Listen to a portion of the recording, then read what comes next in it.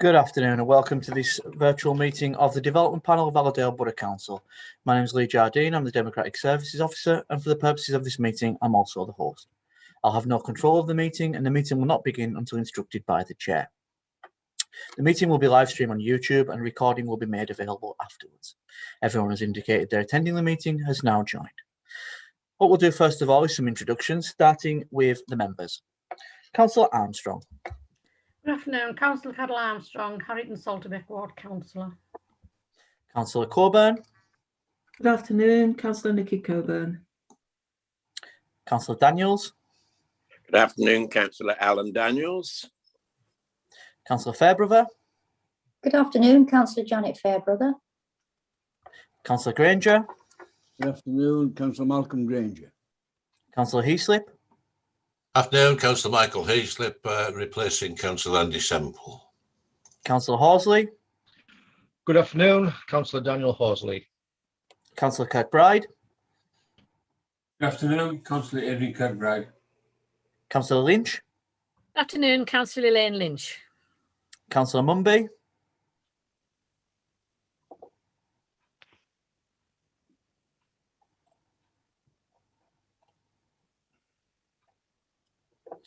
You may be on mute, Councillor. Good afternoon, Councillor Ron Mumby. Smith. Good afternoon, Councillor Alan Smith. Councillor Tyson.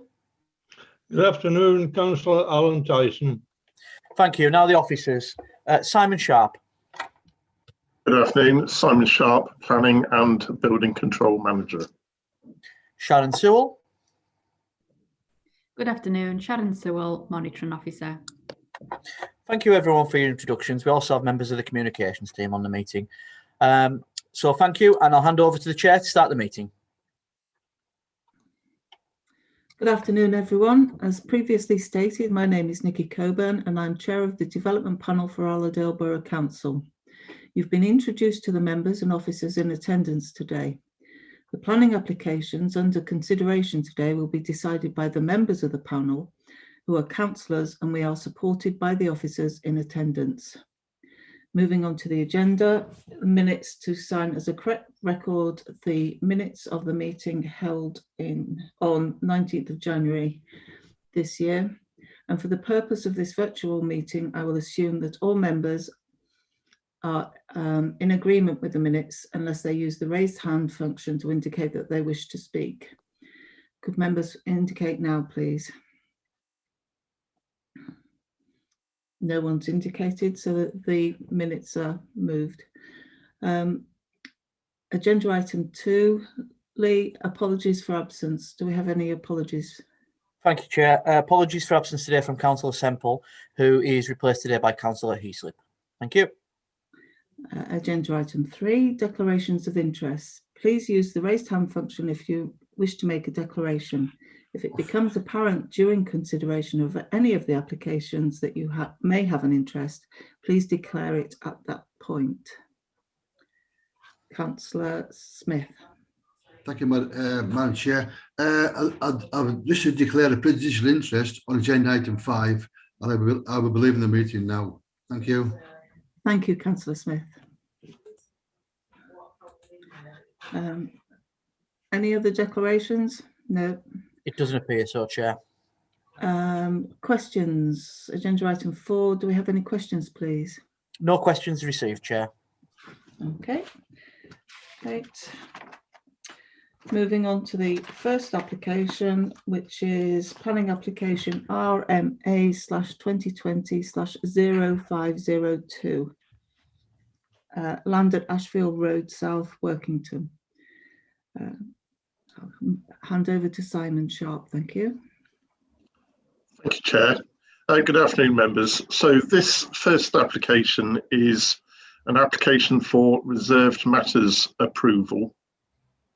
So the first thing to note is that the principle of the development is not under consideration today. It is purely the reserved matters, which is the layout of the development, scale, the access, the landscaping and the appearance of the buildings themselves. So they are the matters which consideration should be confined to. Members may recall that a previous application for reserved matters approval was submitted by another developer, and indeed that application was considered by this development panel a year ago or so, and that application was deferred for further consideration. That application is still live. It has not yet been determined, but this application before members today is from another developer, Gleeson Homes, and it is substantially different to the proposal that members considered from Lovells and Home Group, which was the previous proposal that was before members. Just as another matter of clarification, members may have recalled that when the Lovells Homes proposal came before them, there was actually two applications. There was a reserved matters application, and there was an additional full application for 12 houses, because the Lovells scheme proposed more dwellings than the outline mission permitted, and so they had to apply separately for the additional 12. You'll actually see for this application from Gleeson's that the numbers of dwellings proposed are substantially reduced from the Lovells scheme, so well within the parameters of the outline application. And I'll come on to that in more detail in a second when I share my screen with you. But you'll see that the reduction in dwellings has freed up space for a policy accordant number of off-street parking spaces, and also for a much greater degree of landscape retention, existing trees to be retained. So what I'll do, members, is I'll just first of all run through some slides, and then I'll also be able to share the landscaping plan, layout plan in greater detail with you as a PDF document, because that has the ability to just zoom into parts of the plan, and I can just point out some details on that plan. So if you just bear with me, members, I'll share my screen.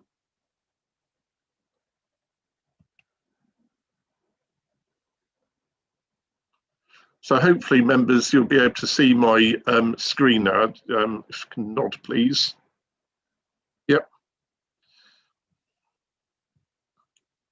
So members will be familiar where the site is. It's off Ashfield Road, so it's within the settlement limits for Workington, on the edge of Workington. Where my cursor is Ashfield Road itself.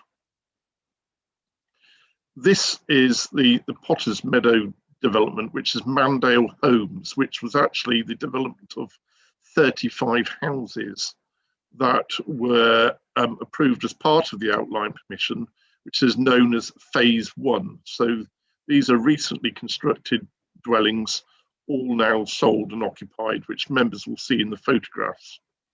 This is the late 20th century development off the north side of Ashfield Road. You'll see in a minute that there is quite a heavy tree belt along the Ashfield Road frontage.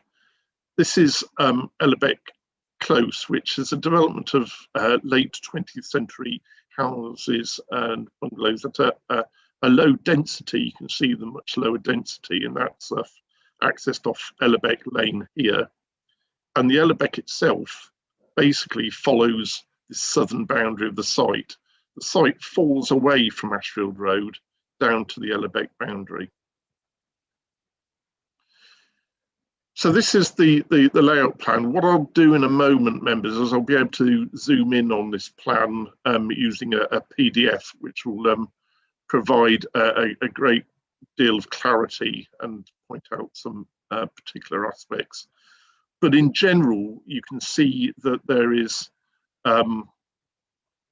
the swale here, the water cleansing and area here at the bottom end of the site for sustainable urban drainage. which would obviously drain at a attenuated rate, a controlled rate, into the Ellerbeck. There are various pockets of public open space with housing surround them. We'll go into greater detail on those. And you can also see the large swathe of trees being retained at the northern end of the site. That's, I will have a look at this plan in greater detail in a moment, but that shows the landscaping. You can see from the blue colours that the affordable housing is what we call pepper potted around the site. So it is distributed evenly around the site. There's no one cluster of affordable housing. So in planning speak, there's a balanced mix of affordable housing and open market housing throughout the scheme.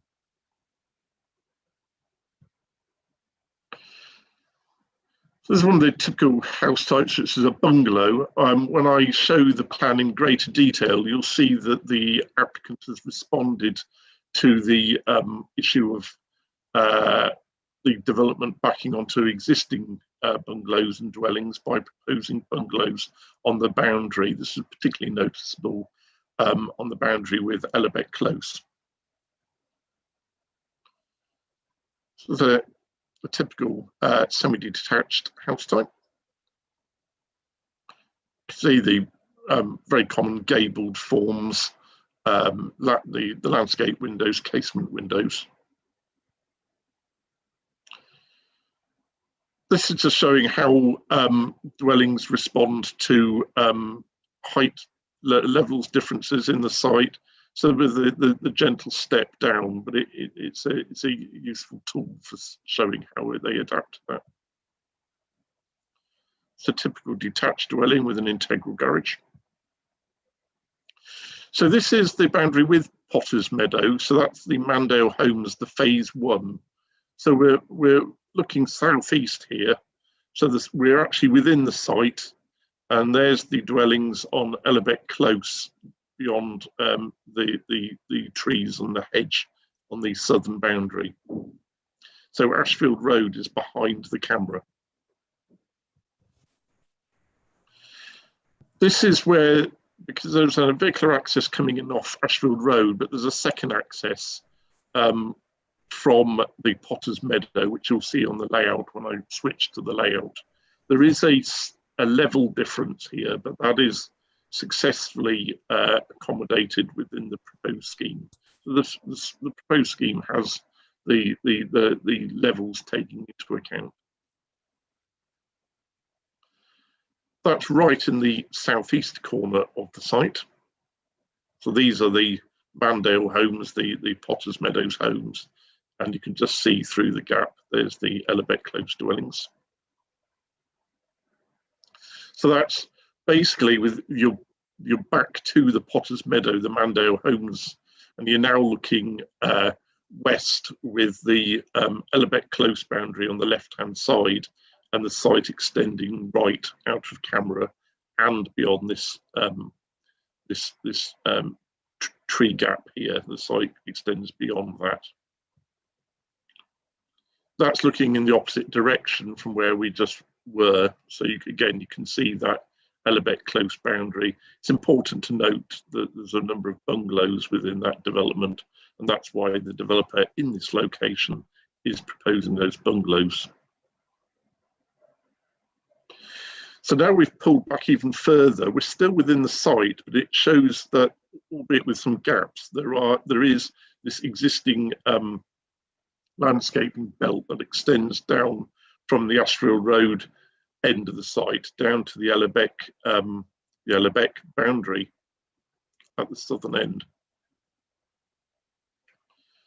And this is the view northeast into the corner with Ellerbeck Close. You can see how the levels do change within the site gradually, but there is noticeable land level differences.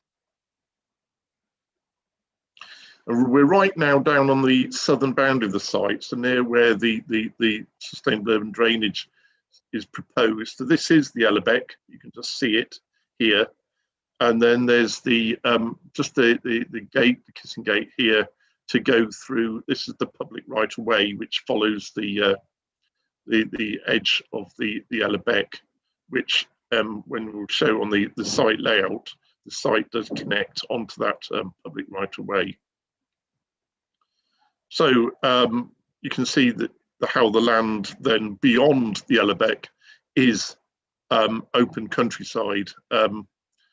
Obviously, if you carried on going, there'd be Lily Hall, there'd be High Harrington away to the right, but there is the sense that that is a open countryside gap. So it's important to get the detailing right along this southern boundary. So that's a view across the site, again, back to the Mando Homes development. So this shows the extent of that planting on the Ashfield Road boundary. So we're actually at the northern end of the site, looking west towards the more close direction. So out of sight the trees is Ashfield Road and the suburban Workington, but it's very much a strong barrier on the frontage. And here, just on the left-hand side, is the start of that perpendicular tree planting screen that basically dissects the site in two from north to south. Looking back towards Ashfield Road in the opposite direction, and at winter time, this boundary is more open. You can pick up the existing houses on the north side of Ashfield Road. You can obviously still pick up the Mando Homes development in phase 1. In summer, you can see these deciduous broadleaf trees. The mesh of leaves and branches is more dense, so Ashfield Road is more screened from view, but it's not the depth of cover that is further to the west on the frontage. This is the access off Ashfield Road. Ashfield Road is here. We're looking north from the Potter's Meadow, the Mando Home site, towards the late 20th century housing on Ashfield Road. That's typically what the Mando Home site looks like. So I will just minimize that. And now we're going into more detail, so it's a crisper view. And I'll just talk members around this. So this is Ashfield Road. This is the proposed plan. This is the existing housing north of Ashfield Road. This is Potter's Meadow, the Mando Homes site. Here you can see how Gleason's, so the red dash is the site boundary for the site you're considering today, members. You can see the green boundary. It's probably more apparent if I just switch it to the landscaping plan. I'll just so the green hatching is the area of tree belt to be retained. So you can see it's quite a dense area. So all those trees that you saw, members, would still be able to be retained. The different colour green, these are hedges to be planted. So you can see, members, there's quite a few dividing hedges which are secured through conditions of the outline permission, which are dividing between the plots. And as we go west towards more close, you can see the public open space. You can see there is some erosion into this tree belt, but you can still see it's a pretty dense area of tree belt along Ashfield Road. You can also see, again, more hedges, and these circles are street trees to be planted of various species.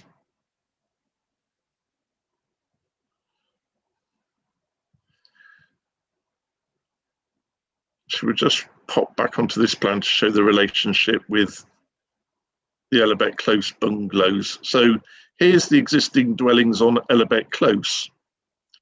And these sort of lilac-coloured dwelling house types, these are all bungalows. So if you members recall that house type, which was the small bungalow, these are all bungalows backing on to onto the Ellerbeck Close. And you can also then see the connection through to Mandale Homes, the Potter's Meadow. The other noticeable aspect, and I'll come on to it, I know members had, there was at the briefing session by the applicant, there were questions about the national housing standards, the space standards. And as you'll see from the report, there is some non-compliance with the national house standards, which is a material consideration. It's not explicit in the local plan policies, but it is a material consideration. And you'll also note, members, that although the applicant is meeting the M42 accessibility requirement in the local plan part 2, there isn't the M43 enhanced accessibility into houses compliance. There's a balance to be made here, members, and you're quite entitled to come to a different balance to officers. But the balance is that here we've got to recall that the applicant has reduced the number of dwellings proposed significantly. And in doing that, they have, as you can see, rather than so sadly the case in a lot of schemes, you just get parking littered across all the frontages. They've tried to incorporate as much parking to the side of dwellings. So instead of just getting this serried ranks of dwellings along a street with 2-metre gaps between them, you can actually see there's actually these wider gaps of parking and garages between dwellings. It breaks up the street frontage, but it also pulls away. So you've got 3 car parking spaces here down the side of the dwelling, and that enables lawn area, garden area to actually be retained across the frontage. It also, going back to the landscaping plan, enables some street trees to be planted across the frontages here. So you actually start to get quite an avenue, and you can see where the green lawn areas are. There's quite a lot of greenery on these frontages, which is sadly not the case on a lot of developments these days. You can see the extent of greenery here that's been proposed and how little that's dissected by driveways. So you get that landscaping, you get the mix of housing, you get the off-street parking, you also get the sustainable drainage. What you don't get is the national house standards space accordance in all cases. These houses are smaller in some instances than that. So members, you'll see from the officer's report where we've struck that balance.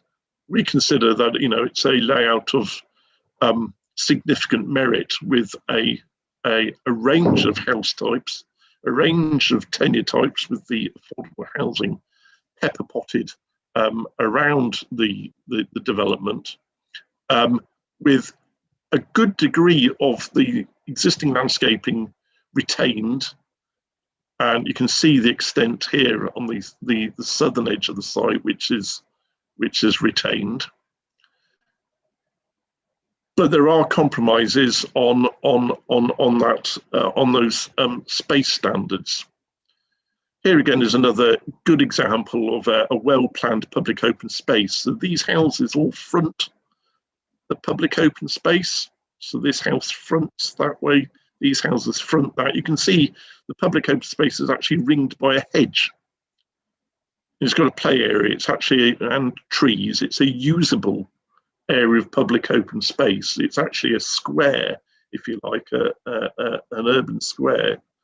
And you know, you can imagine with those trees as they mature, this is actually would be a generally nice area to sit and watch children play, rather than just an add-on. So there is merit to the scheme in that regard.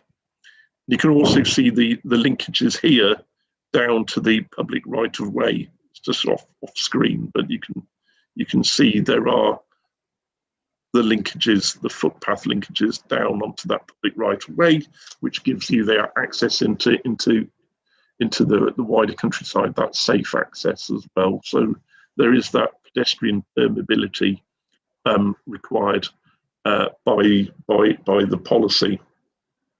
You'll see there's just the single condition.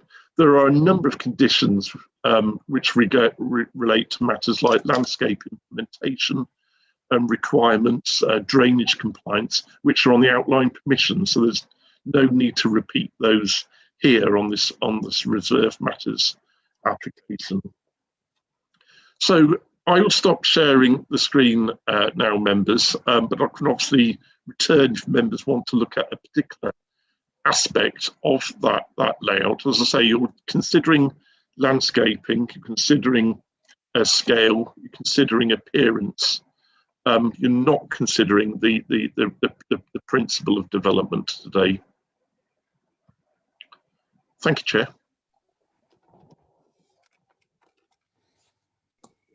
Thank you, Simon. I've got a slow mouse there. Sorry about that. I believe we've got a speaker, Lee. Yeah, thank you, Chair. We have a speaker.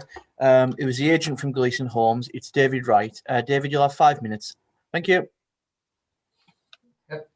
Thank you, Chair. Thank you, Lee. I was just able to share the slides we've provided as well. Have they been shown? Yeah, I believe Simon's going to do that. Just give me a moment. Give us a moment. Sorry.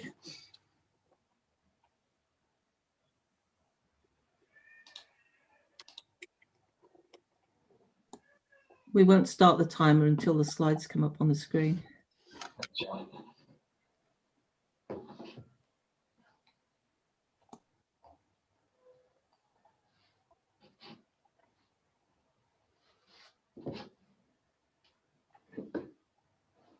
I'm just having some technical difficulties at the moment. So I'll try and sort it out, Simon. Just give me a moment.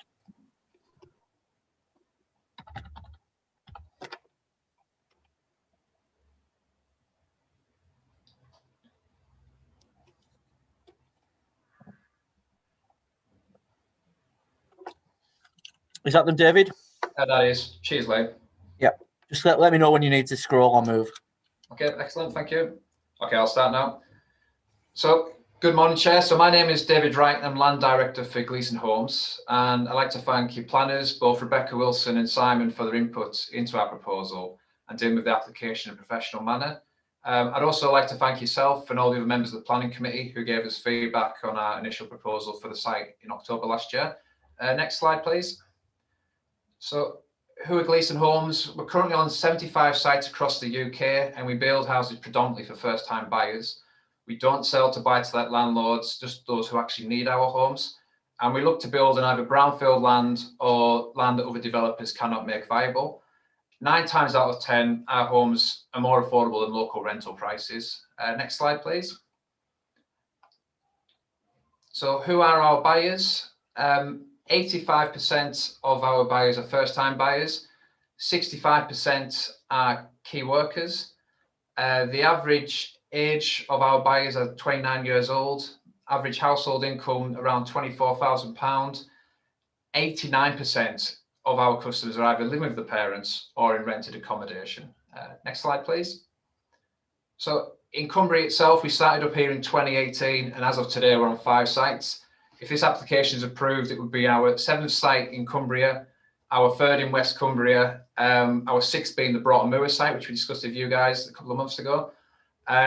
We're a national PLC house builder, but we do have a Cumbrian accent. We have a Cumbrian office, Cumbrian staff. We know how to build homes in Cumbria. We know which contractors to use. We know our market and we know our customers. I mean, as a personal example, I'm West Cumbrian, born and bred. I know Moor Close really well. My granddad lived just around the corner on Furnace Road. Now, he worked his entire life at British Steel. If he was 60 years younger, he'd be the type of person we'd look to target as a buyer. He's a bit old now, but he worked hard his entire life, doesn't quite make that next step up to the housing ladder. So the people like him would have been looking as our customers in this area. Next slide, please. So our planned development is Ashfield Road. You've seen there's 220 homes provided, and the design has been, in a nutshell, designed around the advice from yourself and the planners, our ecologists, our engineers, making sure we're protecting local wildlife, we're remediating against the coal mining legacy, and making sure it's something that's compliant on balance with the local plan.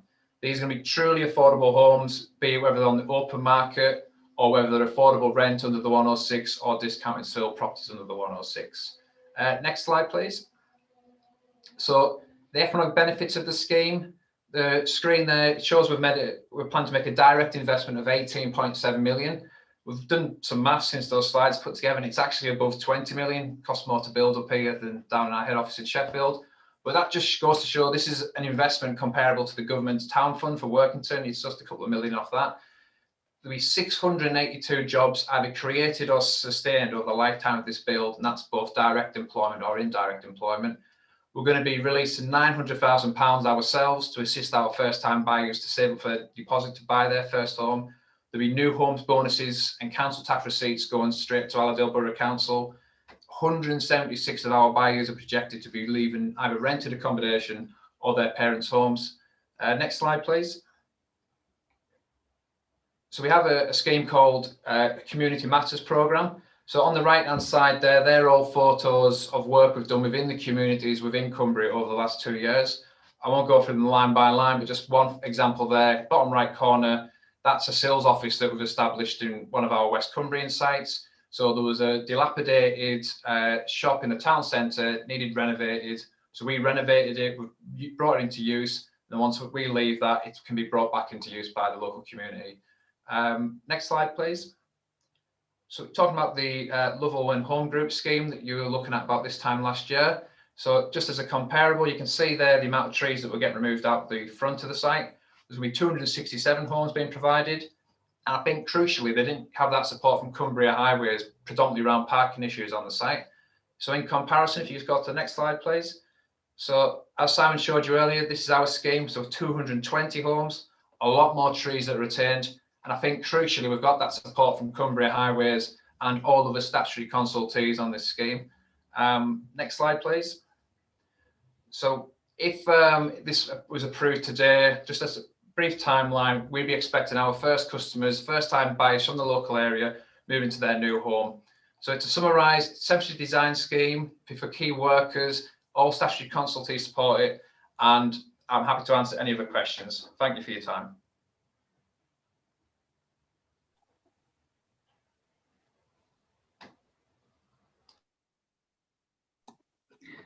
Sorry about that. Right, we're moving on to questions from members, and Councillor Granger. Thank you, Madam Chair. Now, you man, I remember this when it first came before the issue. You heard our misgivings and went away, and I feel that you've addressed all the issues raised with respect of parking and ecology. My question to you is, the affordable homes, are they in blue on Simon's chart? Are they, all the blue ones, are they the affordable house type houses, please? Yes, so there was 2 sets of affordable homes that were provided on an affordable housing plan. And some of them would be affordable homes to rent. So they go into a local RP within the area to provide homes for people who can't afford to get on the housing ladder. The other set of homes, they're the ones that were going to be discounted to enable people to get on the housing ladder. The only other thing I'd emphasise is, again, the houses on the open market, they're all going to be priced to make sure they're cheaper to buy than rent based on their size and based on the local market. Thank you very much, Umar. Thank you. Thank you. Next, I have Councillor Lynch. Thank you, Chair. On on the plan for the green spaces, and you mentioned it just before, it was on one of your slides, the timber trail. So that's quite a different sort of, you've got the play areas, but could you tell me where on the site the timber trail is? Yeah, sure. I don't know if there's an opportunity to show the plan on the screen, but if you remember in the southeast corner of the site, down towards Ellerbeck, there was some trees that were being retained in that corner. And we wanted to retain as many trees there as possible because that's where there's been sort of sightings of red squirrels in the past and things like that. When we showed the ecologist the initial scheme, there was 3 kind of standard sort of play areas where it's all fenced off and a bit kind of overdeveloped. And the ecologist was saying to us, no, the best thing is to do something a lot more gentle. The landscaping scheme might be better if that's you, Simon, controlling it.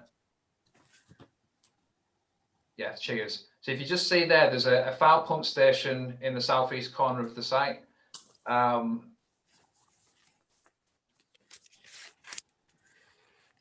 Yeah, so you can see there, and it's the timber trail. It's just something that it takes less room, enables more trees to be retained. It's something which we got some positive encouragement from your planners. So Rebecca Wilson, planning officer, she looked at this and thought that there could be a way to retain more trees in the area and provide something that can still be used by sort of adults with young children without taking up too much space and sort of going into that tree belt that's there in the bottom corner. And does that leads on directly onto the Ellerbeck at the bottom? It does, yeah. So it's kind of a circular route, but there's also a footpath leading you onto the line in blue that you can see there. That's the existing public right of way, and then a footpath link's provided down, so it enables people to walk along the beck itself. And the area that's in yellow there, that's wildflower meadow planting that we're doing to create more biodiversity down that bottom end of the site. Thank you.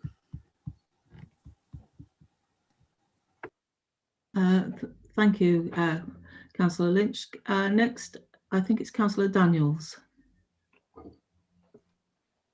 Thank you, Madam Chair. Yes, David, that's quite an impressive presentation. My question is, as 30 cars will have to be either electric or hybrid, what provisions have you made for exterior electrical outlets for these houses? Have you considered that, or will it be easier should somebody have an electric car to be able to put an exterior outlet for said car? It's a very good question, that, Councillor. It's something that also relates to issues outside of plan, but I'm happy to answer them as well. So I think most of us will be aware that the government's been delayed by Brexit, by the global pandemic, but the building regulations are changing in the very near future to make new builds a lot more energy efficient. And one of the first steps will be sort of compulsory electric charging throughout schemes itself. What we're lucky to be able to do, a lot of our schemes, you see, we don't do terraced housing. We don't have sort of car parks sort of that kind of dominate the scene. We have off-street parking for all our properties. And what this enables us to do, it future-proofs all these properties. So it's quite simple. We can provide that electricity charging point directly off the walls. And we've budgeted for this site that it will be that all properties will have that ability to be go in line with the building regulations as they change over the next, it's likely to be in the next 12 months. But how the laws change over the next 7 years is relevant to this site, because this site, as you might have seen on one of the slides before, it's going to be ongoing to about 2029 based on the build rate. And yeah, it enables us to be kind of future proof and make sure we can provide those car charging points throughout the development. Thanks very much, David. Thank you, Councillor Daniels. Councillor Fairbrother, you're next. Thank you, Chair. Good afternoon, David. Thanks for describing the scheme, which certainly seems to have a lot of positive points about it. However, in the officer's report, it says that under policy SA5, developments over 30 units must ensure that 5% of total units are designed and constructed to meet optimum building requirements, ensuring that dwellings are wheelchair adaptable. But I see that you don't have any houses that are going to be wheelchair adaptable. I think that's quite worrying, because you could still be a young first-time house buyer but need a wheelchair. So Is there any possibility that you could make some change there? Because it's rather discriminatory, wouldn't you suggest? That's a good question, Councillor. I think there's two things that I'd like to mention to that. So the first one is, throughout all of our schemes throughout the country, what we do is we provide upgradable sort of alterations to properties where our customers has a proven need, be it they're disabled or whatever it is that they need to do. We'll do that free of charge, especially if they're trying to get on the housing ladder, like you say.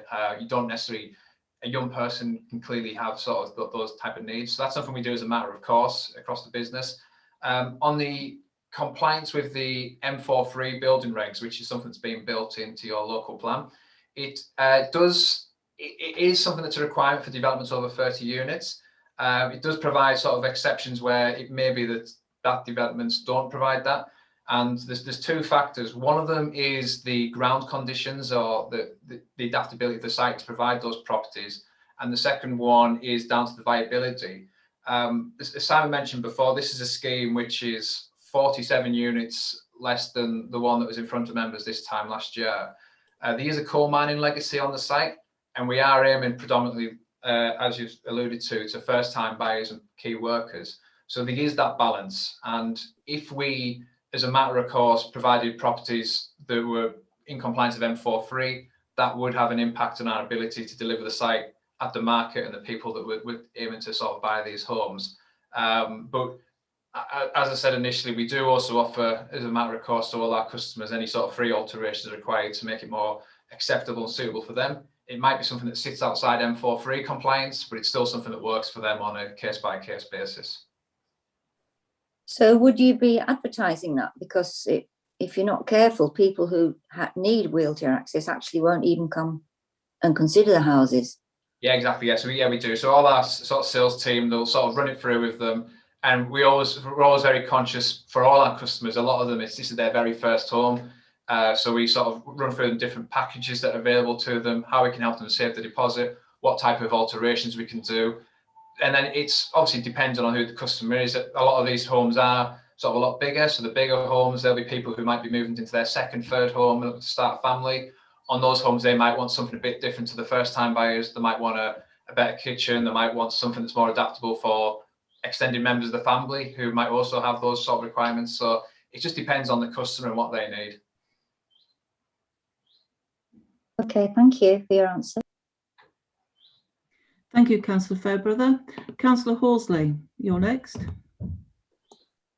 Thank you, Madam Chair. Thank you, David. I'm quite impressed, to be quite honest with you, from the same sort of application we had up over 12 months ago. You have listened, and that I've got a couple of things here. It's mainly off the site. It's maybe moved to the offices later. There's a road management assessment being done on Ashfield Road. It's quite a fast road. Is any traffic calming measures going to be put in? I know you've there's a lot more on the site for the kids and that, but there'll be that thing for the kids to come off the site to go across the road to the bigger play areas and that on the existing housing estate. I'm just wondering if any traffic calming measures will be putting in on Ashfield Road itself. No, thanks for that, Councillor. When this site first got outline planning permission, I think it was back in 2016, one of the things that was enabled to do was money to be released from phase 2 of the development, which we're looking at now, to enable highway improvements off sites. I don't think any of them were directly on Ashfield Road, but I knew they're in the vicinity. I think there might have been something on Newlands Avenue that was being looking to do in terms of traffic calming measures. Outside of that, because this is a reserve matters application, it is, like you say, it's almost homed in on site itself rather than off-site issues. But we have, as a matter of course, provided a transport assessment. So making sure that people have got the right sort of choices in terms of being able to get off the site safely, that there's going to be footpaths that are sort of appropriate to allow people to move around and outside the site.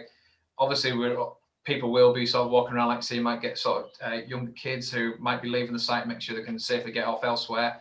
That's something we're always being close cooperation with Cumbria Highways or whatever the authority is in the future, because obviously we're going through unitary sort of proposals at the moment, but wherever we sit in the next 2 or 3 years, we'll always work closely with that highways team. Good. And on the edge of the site, on the Ashfield Road, obviously, you're going to retain as many trees as you can. Is there going to be like a boundary wall in front of them or a fence or something so you can, to stop sort of like kids walking straight off the site? Is going to have a boundary around it? It's a good question. I know we from the very starting point, we'd be looking to sort of during the construction phase make sure everything's sort of fenced off appropriately, and there's there's no health and safety issues. You'll know yourself in terms of that kind of band. There's ad hoc kind of footpaths going through that band of trees, and some of them sort of seem to go off onto Ashfield Road, either just over fences and things like that. So we'd look to work with the county council to see where they think there's any potential dangers in terms of highway safety if people were just going to go through there as a shortcut. The majority of those properties that are going to sit on that band would be having their back gardens facing onto that northern band of trees. So there wouldn't be anywhere specifically to go to, but I do take your point, there might be a need to kind of get that fenced off just to make sure it doesn't become an area where you might have antisocial behaviour or anything like that. Yeah. Thanks very much. Thank you. Thank you, Councillor Horsley. I've got Councillor Granger again. Thank you, Madam Chair. David, your clean water drainage attenuation system, is it worked through a pond or a tank system, please? It's like a pond, so it's above ground attenuation. So when you looked at the Lovell Stroke Home Group scheme last year, they were proposing a swale at the bottom of the site. But what they were doing is the vast majority of the actual attenuation was done below ground, which allows more homes to be built, as you can see, and it was a bigger scheme in terms of numbers. But it doesn't allow that potential biodiversity benefits to come from a scheme, and it's something which developers are encouraged to go away from these days. So we've provided a above ground basin, which during a heavy storm, you would have a bit of like ponding at the bottom of the site, but it's not going to be a pond throughout the year. It wouldn't be like a pond feature. It's just been landscaped in a way to sort of capture that water as and when it's needed during sort of those heavy downpours that we get in this part of the world. What that does, it enables us to increase biodiversity in terms of plants we put in there, plants that will hold water, plants that will help sort of other wildlife sort of thrive from it. And then there will be also more replanting along the edge of the basin itself, just to make sure it's attractive. But again, just keep that whole area at the bottom of the site is like a green corridor to sort of follow Ellerbeck itself. Thank you very much, son. Thank you. Thank you, Councillor Granger. Next, I've got Councillor Heaslip. Thank you, Chair. I've got 3 points, if I may. I know the site quite well. I remember there's an electricity power line across the site somewhere, or just off the site. Can you show us on the plan where that electricity power line is in relation to the housing? Approximately, yeah. If you just if someone could just share a layout plan, I could just give you an approximate location where it currently sits.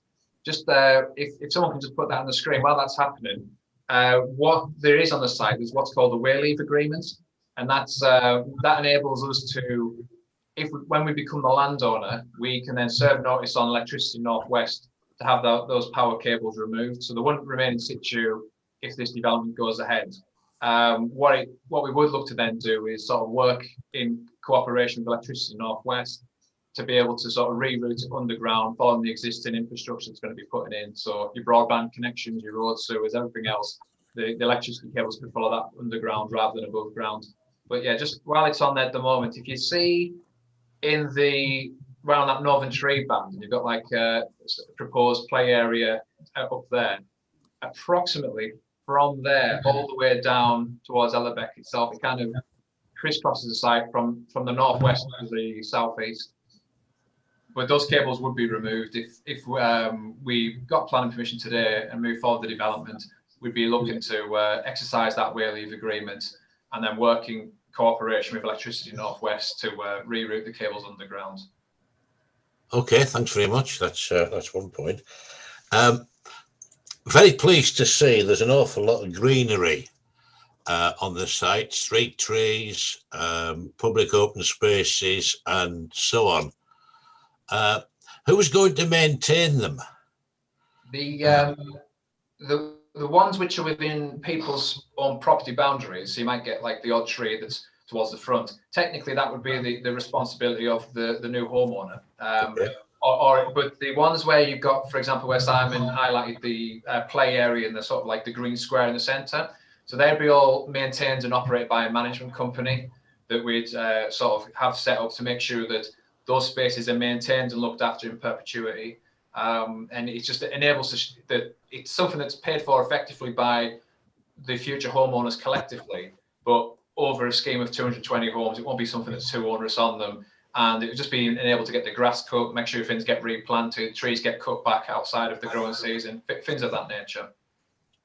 Okay, thank you. The nervousness I have about that is one hears of service charges for common services on housing estates being inflated by management companies, perhaps not the management company that was first set up, but by management companies which buy out the original developer's interest, and then extract excess rents, excess profits from the development by increasing the management fees and the service fees at a phenomenal rate. Talking about management fees doubling every few years to the point where they become actually quite exorbitant. Have you anything in place that will prevent that sort of excess profit taking or excess rent taking by any future owner of the management agreement? We do, yeah. So we've it's a very good point, Dan. It's something that's I'm not aware of any sort of local cases in Cumbria itself, but nationally I've seen a few horror stories where these service charges just seem to keep going up, and it becomes really onerous on homeowners, particularly on some of the smaller schemes. If you might have sort of 30 to 40 properties, something around that size. On how we do to work around that, we've always conscious that a lot of our customers are first-time buyers, and we don't want them to be caught out by any sort of excess service charges. So we control that in two ways. We work with a number of management companies that we've worked with for a long time, and they know that if they want any repeat business from us, it's to maintain that positive relationship and make sure something's done that sort of enables them not to be something they're going to offload in the future, and they'll maintain and keep working with us in the future as we grow as a business. So there's one or two companies that we always sort of go to, knowing that they know our product, they know our customers, and they know what we want to see down the line. The second element of that is in terms of the landscaping itself. So I think it's a really good scheme what we've put forward in the way we've managed to provide this replanting and also work with the existing sort of landscaping that's there already. But we've also kept an eye on the sort of maintenance and the cost of that in the future. And it's just to make sure that doesn't end up being something that's too onerous on the individual homeowners in the future. So we have managed to sort of work. We haven't just asked for a scheme to put forward that looks pretty and forget about it in 5-6 years' time. That's a scheme that's based on local species that will sort of survive within the sort of West Cumbrian climate. And also, just as important, these species and the landscape that's proposed, it's affordable to be able to look after in perpetuity. So you're not going to have a risk of a management company trying to sell on anything in the future to, like you say, another company that's going to try and take advantage of that and try and increase service charges way above inflation in the future. Okay, thank you. My third point, if I may, Chair, the Ellerbeck corridor green infrastructure around the eastern fringe of the built-up area Workington extends quite a way along that beck, and it's a very important part of the green infrastructure. So I'm pleased to see your proposals for a more natural form of SUDS rather than the other proposal that we had before. But it is important that we minimise the amount of silt getting into Ellerbeck, having just spent as a council, what was it, a couple of years ago, £150,000 in desilting Harrington Reservoir caused by silt runoff. So that's good. I'm pleased also that you've got full account of permeability, because it's important for the people of that part of Workington to be able to access that Ellerbeck corridor. So there is still, I'm pleased to see some permeability. And also, I noticed there's a minimisation of cul-de-sacs in the plan, and cul-de-sacs are generally a bad idea. You need footfall, people moving through. Just one thing I'm not entirely clear about, because I can't quite follow the colour key on the map. There's a significant amount of wild woodland along the Ellerbeck corridor, and I'm not clear from your plan exactly how much of that wild woodland is being retained. I think you said some of it needs to be removed to allow the swale for the suds to happen. But could you show me on the plan where we're losing wild woodland in that corridor? Yeah, sure. That's an important consideration. Yeah, so if you see the area that's kind of highlighted in both light green and in that area itself, although it's an above ground basin, to create a basin that's going to collect that water, there's an element of engineering changing the levels, so it'd be rising towards and falling into, you have depression in the middle. So to do that work, the trees that within that location at the moment would have to come out. But what would be in its place would be something that, if you see the areas in dark green, there's additional hedging, and there's also some trees that you can just see. A bit hard to see there, but dotted around, there'll be some replanting of trees within the area too. The area that's in sort of like a yellowy orange colour, that's wildflower meadows. So some of that might be still existing kind of grass there, but predominantly there'll be more replanting of wildflower meadows against increased biodiversity. And it's to enable to provide as much biodiversity in that corner, notwithstanding that some trees have to be removed to sort of facilitate the above ground basin. Okay, what's the dark green? That's the area that's been retained. So there's significant woodland in that area. That's actually the most biodiverse part of the site as well. So there's been red squirrels spotted in there, for example. Now we would clearly want red squirrels to be remaining on site because, first of all, we want to protect red squirrels. We're working within Cumbria. Second of all, without being too cynical, it's a positive for us in terms of selling our homes. We want people to be able to wake up and see red squirrels in their front or rear garden. So that area was absolutely the area we wanted to sort of have at least impact on as possible. The dark green is retained woodland, is it, around the pump station? Up to the top right of the screen you're currently showing. Yeah. That's retained woodland. What's the orange then?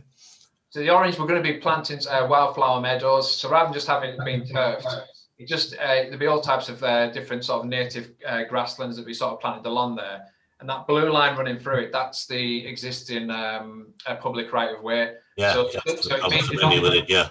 Yeah, and it's a good point that. So when you mentioned about sort of service charges and landscape management in the future, it means that you're not going to have to pay sort of people to cut back trees every sort of 12 months along the public right of way itself. But at the same time, you're still promoting biodiversity. You're still going to have sort of wildlife being encouraged and thriving within that location. And obviously on the very edge of the site, you've got the beck itself. Yeah. Right. Okay. Thank you. Thank you, Councillor Heaslip. Next, I've got it's Councillor Fairbrother. Thank you for your patience, Councillor Fairbrother. Thank you. Mike's always getting a good pennyworth in, isn't he? And rightly so.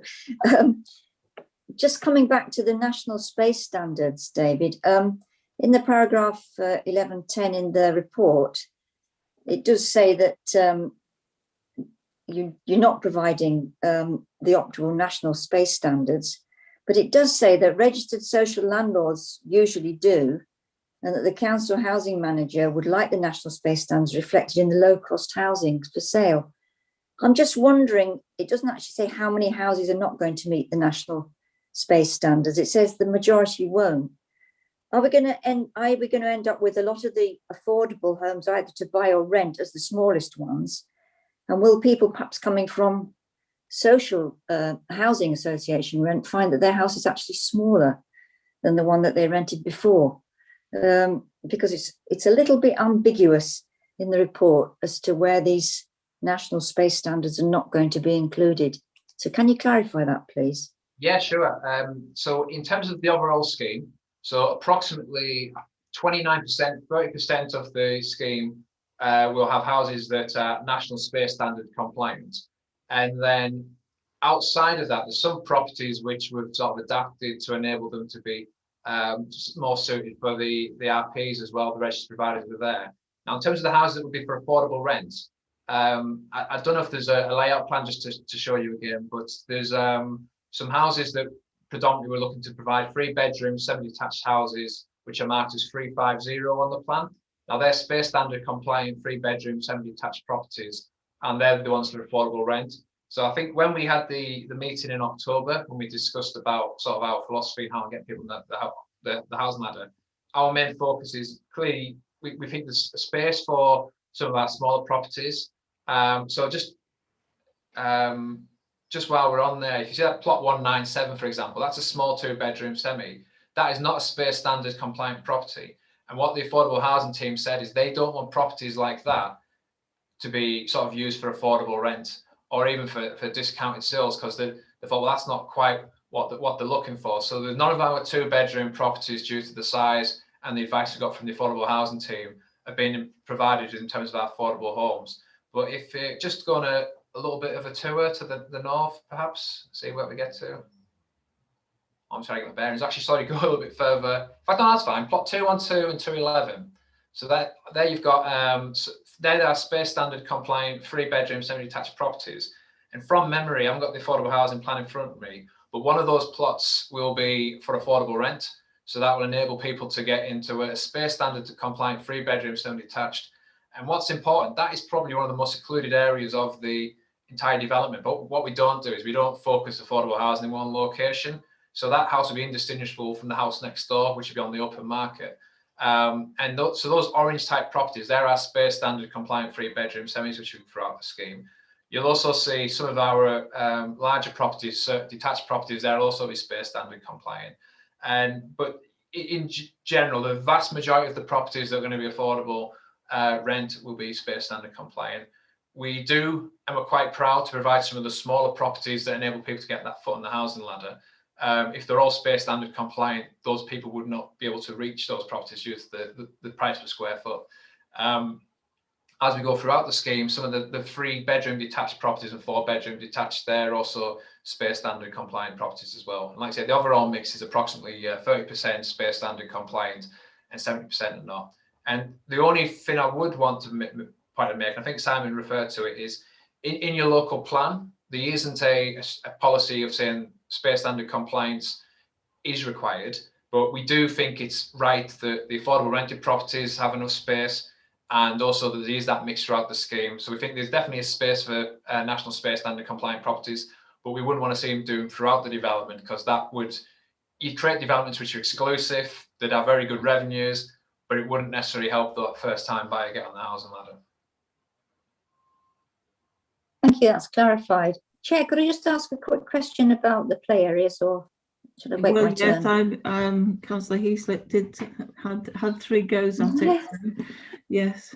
It's just a very short question. My colleague Elaine Lynch asked about the tree trail and the idea that children will be a lot freer to enjoy the countryside really on this estate. But I always think about dogs, people dog walking. Is there going to be some way where perhaps there could be dog walking trails that do not impinge on children's play areas, especially the one with the circular actually marked play area?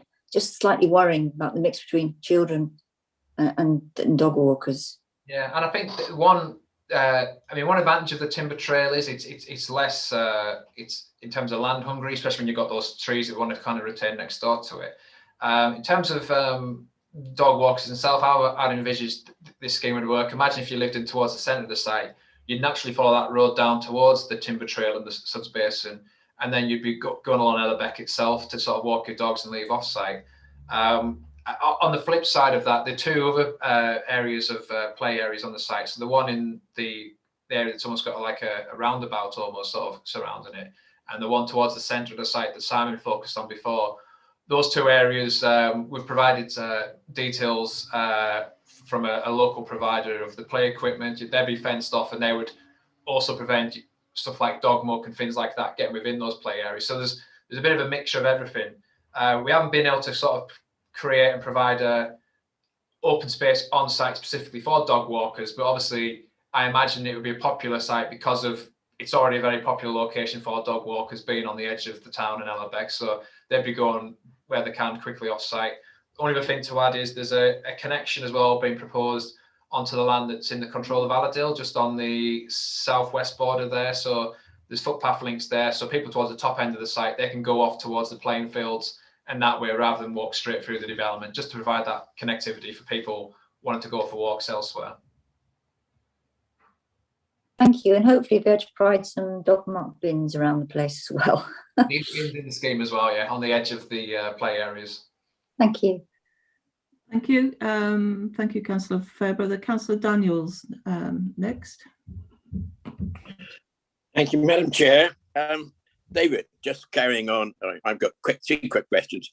Just carrying on from what Councillor Heaslip said, will there be provisions for householders, house owners, to be a member of that management committee? That's the first question. And my second question is, Simon mentioned that you're going to be having hedges. Is that hedges between all the houses?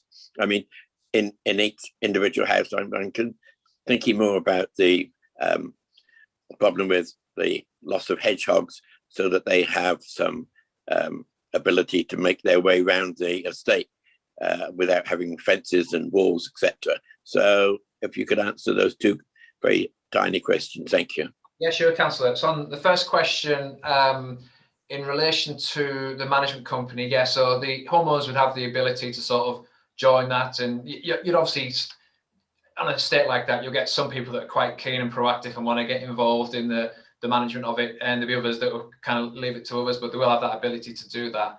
On the second question, it's a good point, Dan. It's something that's often overlooked by ecologists as well, because they're more focused on the Hollywood protected species, so to speak, and kind of forget things such as hedgehogs. But yeah, so it's always good to have the ability for small mammals like hedgehogs to get around the site. The hedges provide sort of natural sort of areas for them to sort of protect themselves from, dogs, humans, whatever that gets in the way. But also what I also think is important in terms of our sort of boundary treatments. So the boundary treatments, particularly those ones that are in blue there, they will enable sort of small mammals to go through between the plots as well, enable them to sort of migrate through the site. And the hedgerows themselves, they act as effectively boundary treatments in some instances between different plots. So for the first 5 years, they will be under a condition to make sure they're maintained and looked after by those homeowners.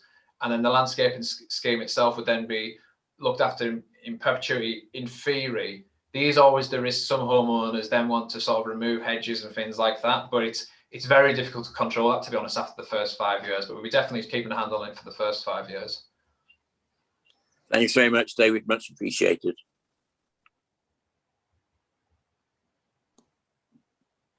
Thank you. Councillor Lynch, I believe you're next. Thank you, Madam Chair. Just for clarification, I am presuming that all the affordable and open market housing are all freehold. Yes, yeah, every house. Well, the affordable rented properties, obviously not, but they'll be owned outright by the housing associations. But yeah, all of the properties on there completely freehold. Yeah. Right. Yeah. Thank you. Well, I think that's all the questions from the members. Just could you explain? This is my question. Is there a mechanism for the residents to actually take over the running or management of the play areas, etc., themselves? Because there are local issues where the prices have gone up and up and up. Yeah, yes. Again, it'd be down to the sort of running of the management company and how that evolves over the years. But yeah, so it would be the management company that would look after those areas.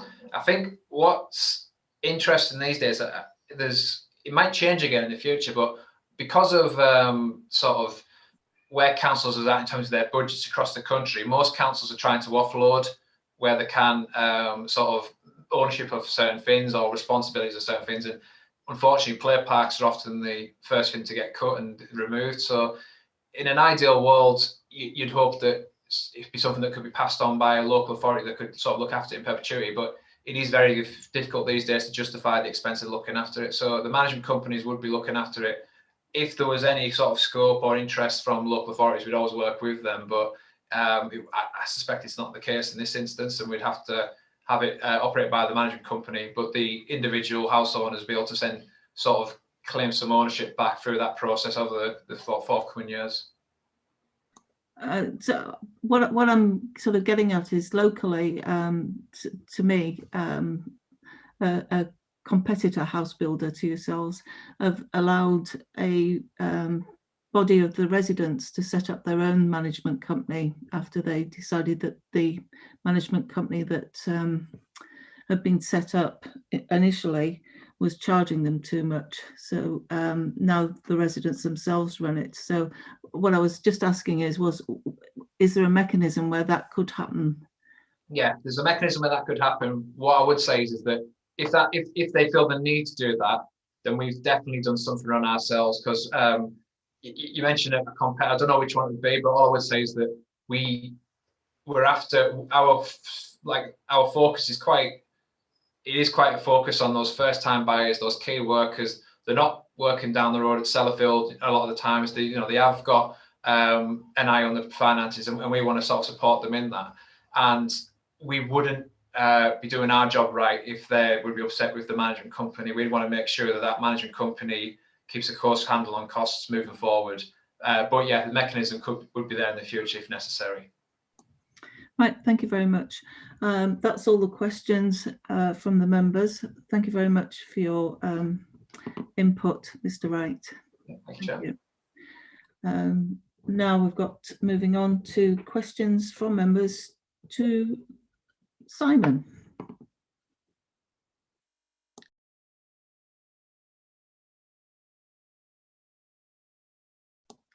Councillor Fairbrother. Hi, Simon. I've been asking a few questions about national space standards and no wheelchair access and that kind of thing, because obviously, as you say in your report, compromises have been made, and I am impressed so far with the plans. But there doesn't seem, you've said in 1116 that you don't have a full financial appraisal to justify some of these compromises. It says no viability appraisal has been submitted, but officers are of the opinion the developer's assertion is reasonable.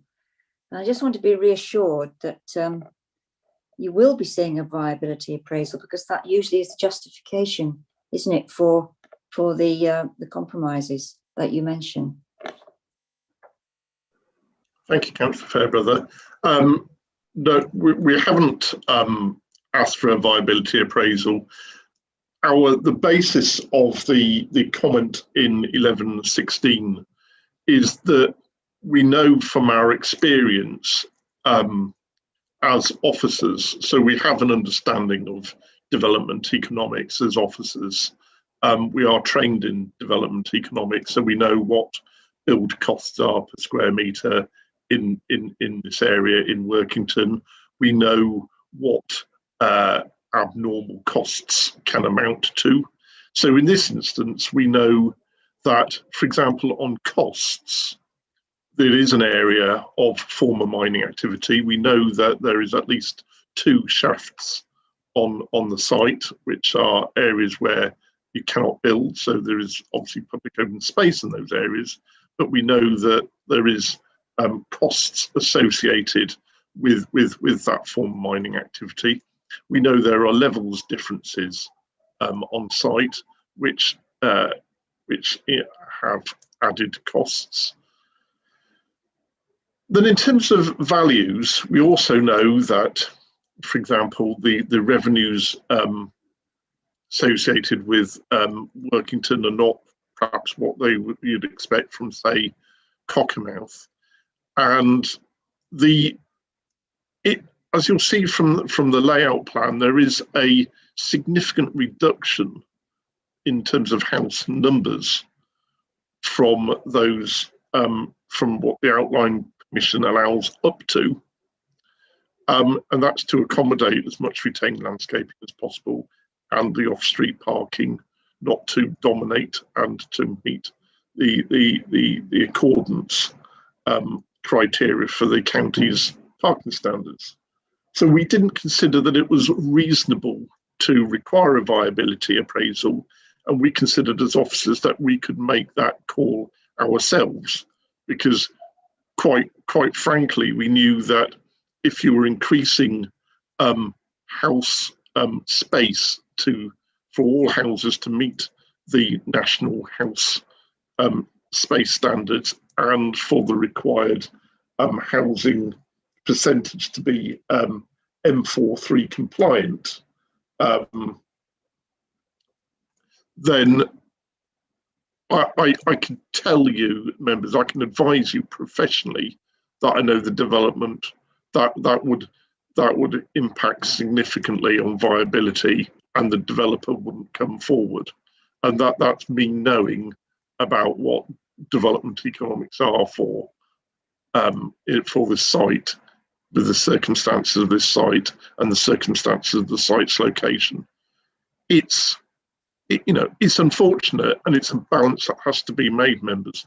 And as I said at the start on my presentation, it would be, you can come to a different balance. You may consider that you would wish the housing to be M43 compliant and for the national space standards to be met, and that would necessitate a lot more room. For the same amount of houses, you would lose a lot more of the landscaping on site. And I can tell you, without a viability appraisal being submitted, that the developer would not bring that scheme forward into fruition, because it just wouldn't provide the revenues. It just would not provide the revenues for that mix of housing and that percentage of affordable housing on site. Mandale's made their site work by having tighter separation distances between their houses. They weren't confined to the housing standards and the M43 compliance either, and they didn't have the affordable housing requirements that this phase 2 does. So that's why there's differences there. So my answer, I suppose, Councillor Featherborough, is that I don't think a viability appraisal is necessary, so wouldn't be coming forward. But I do fully get that there's a balance that needs to be made, and members may consider that the Part 2 policies, they are adopted policies, that they want to afford much more weight in the overall balance and require more M43 compliant housing, and they could afford more weight as a material consideration than the national house space standards.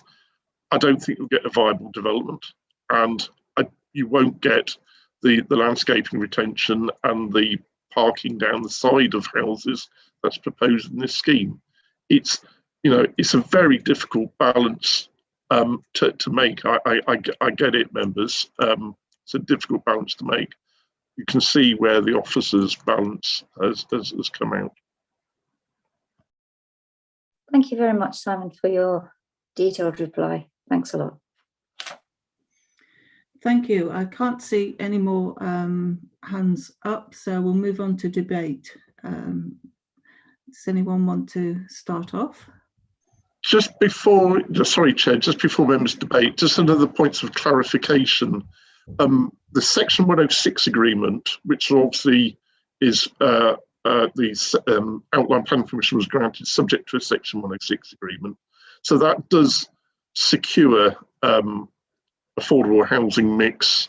It does secure, I think it was Councillor Horsley might have queried about off-site highways improvements. It secures improvements, High Street, Newlands area. It doesn't on Ashfield Road itself. And it also secures about the management company for the public open space. So they're already in the bag, if you like, and secured through the Section 106 agreement on the Outline Planning Commission. Apologies, Chair. No, that's absolutely fine. Thanks for the clarification, Simon. Councillor Granger. Thank you, Madam Chair. Well, as we've asked David numerous questions, and I'd like to go with an approval, a motion if possible. Yep, so you are moving for approval of the reserved matters To application. grant approval of reserved matters subject to conditions. Yep. Right. Do we have a seconder? Would you like to raise your hand if you're seconding? Yeah, that's it. I've got Councillor Kirkbride. I think you were first to raise your hand there. So Councillor Kirkbride, you're seconding. Yep. Yep. That's fine. So we've got motion on the table from Councillor Granger, seconded by Councillor Kirkbride. Councillor Lynch, did you have a question for Simon? Sorry, carrying on for the debate. Sorry, Councillor Lynch. Yes, yeah, thank you. I was just going to say that looking at the plans, I think that these are a massive improvement on the previous plans. I like the fact that there's 3 lots of public open space, that we have that integration from the development onto the Ella Beck area.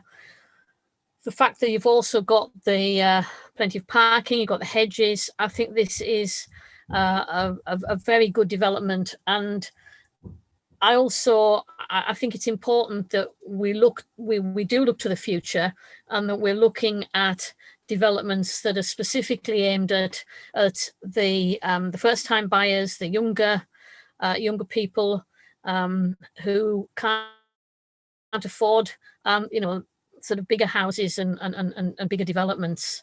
And I think this is it's a very, very good good development, and I would support it. Thank you, Councillor Lynch. Councillor Fairbrother. Yeah, I was trying to get a bit of debate in there, and I didn't anticipate what Councillor Lynch was saying. I think in the circumstances, it probably is the best plan that we've seen for this site. I'm a little bit concerned about all the open spaces, the trees, the hedges that are going to be put in, and whether the residents want to look after those. I mean, particularly the hedges, after 5 years, they might disappear, but that's what's going to happen in the future. So we can't really anticipate that. I'm a little bit uncomfortable with it because I think it's a compromise, but I think we have to reach a compromise here. The only thing I would say, I don't think it's really housing for the future, because I think many people might find the houses are just a little too small for their needs. However, considering the circumstances, I think we've probably got the best deal that we're going to get. That's my point to make. Thank you. Thank you, Councillor Fairbrother. Is anybody else want to carry on with the debate? No. Did you have any final words, Simon Sharp, Simon, that you wanted to say? No, Chair. No, thank you. Okay. Could we then go to the vote, please, as we've got a motion on the table to approve the reserved matters with the conditions laid out. Thank you, Chair. Members, I just need 4 against or abstain from you. Councillor Armstrong. 4. Councillor Coburn. 4. Councillor Daniels. 4. Councillor Fairbrother. 4. Councillor Granger. 4. Councillor Heaslip. 4. Councillor Horsley. 4. Councillor Kirkbride. 4. Councillor Lynch. 4. Councillor Mumby. 4. Councillor Tyson. 4. Thank you, members. Chair, it's unanimous. All in favour. 11 for 4. Thank you. Then reference number RMA/2020/00502 reserved matters application has been approved, subject to the conditions laid out. Thank you, everybody. I think we'll have a 10-minute break. So if we come back at, sorry. we come back at 25 to 3. Okay, Chair, thank you. A/2020/00.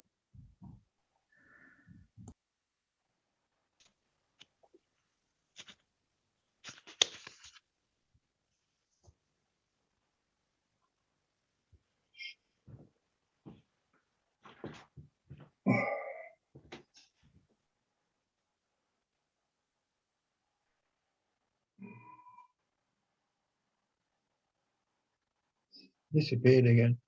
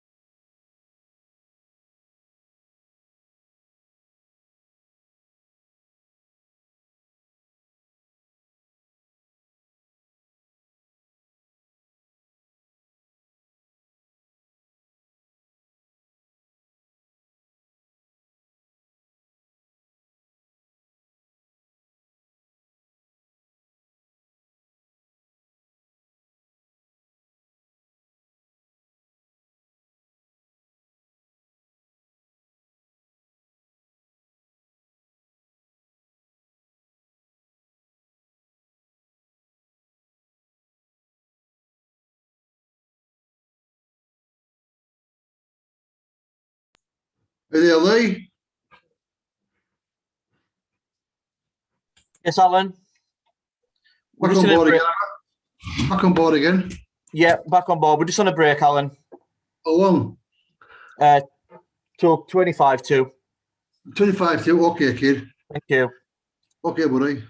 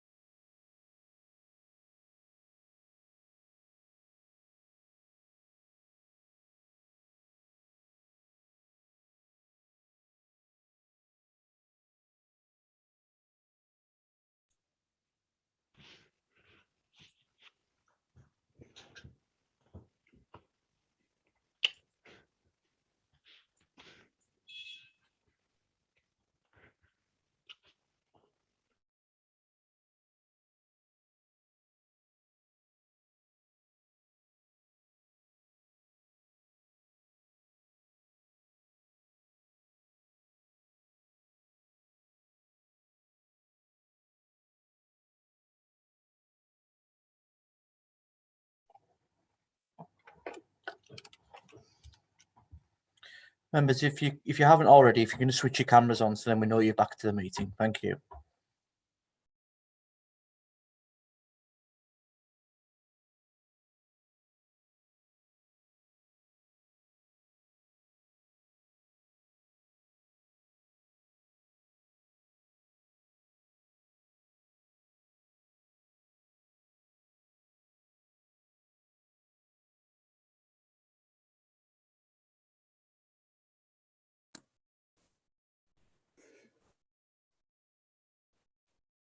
Is there anyone from Network Rail here today, Lee?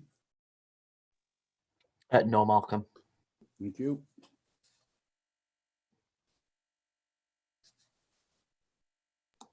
Sorry about that. It's okay, Chair. We're just waiting on one more member and then we'll be able to proceed. Okay, we're all on, Chair.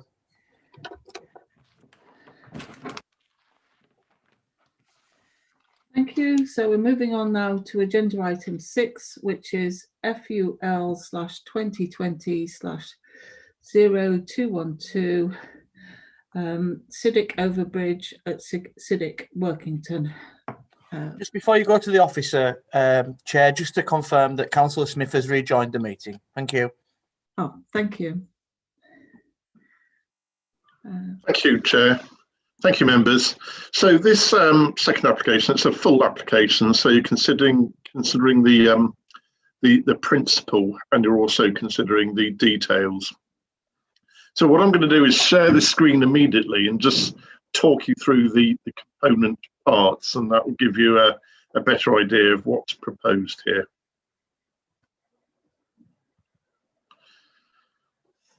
So just to if members are not familiar with where we are, this is, if members can see my screen, if this member can nod, or Lee can nod, yeah. So this is north side roundabout, if you can see where my cursor is on the bottom right hand area of the screen. So with the school here, this is the road going towards Bearport that actually tucks in under Northside Bridge. This is the spur going up to over Northside Bridge across into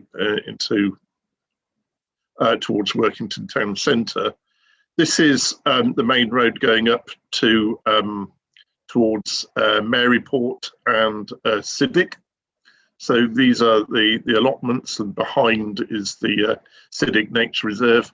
Just out of sight above the screen is where Dunmail Park is, Asda, for example. So this is the Cumbrian Coast railway line, Workington railway station, the River Derwent off screen to the south, and this is going towards Maryport. So this is the alignment of the railway line. Now, the Workington Docks is just out of picture down here to the southwest. This road, the spur coming off the north side roundabout, is the only road connection to the docks, to the port, Workington Port. So this bridge, it's an original Victorian bridge. It's had many repairs and alterations to it over the past. As you'll see from the officer's report, there was actually another span of the bridge here, which is long since gone, because there was actually more than just the two railway tracks that now pass under the bridge. If members are familiar with this bridge in recent times, there's been weight restrictions on the bridge. There's been traffic lights controlling just a single flow of traffic across the bridge. And Workington Port, obviously, people like Igesons use it for the importing of timber. There are cement lorries that cross that bridge. So it's really critical for basically not just the viability of Workington Port, but also just the pure functioning of Workington Port, that this bridge is up to standard and can accommodate that heavy goods vehicle traffic. There is, if members are familiar with, still a branch from the railway that goes into the port, but fundamentally, the road traffic is essential for the port's future. So a new replacement vehicular bridge is required. Now, up until a few weeks ago, pedestrians and cyclists had to share that bridge as well, very narrow pavement across it. We'll see photographs in a few moments' time. But this bridge is basically way beyond its sell-by date and would not be able to sustain the future access to the port. So a replacement bridge was required. It makes sense economically and strategically for that bridge to be in exactly the same location as the existing bridge, which necessitates that bridge being removed for a period of time before and the new span put in place.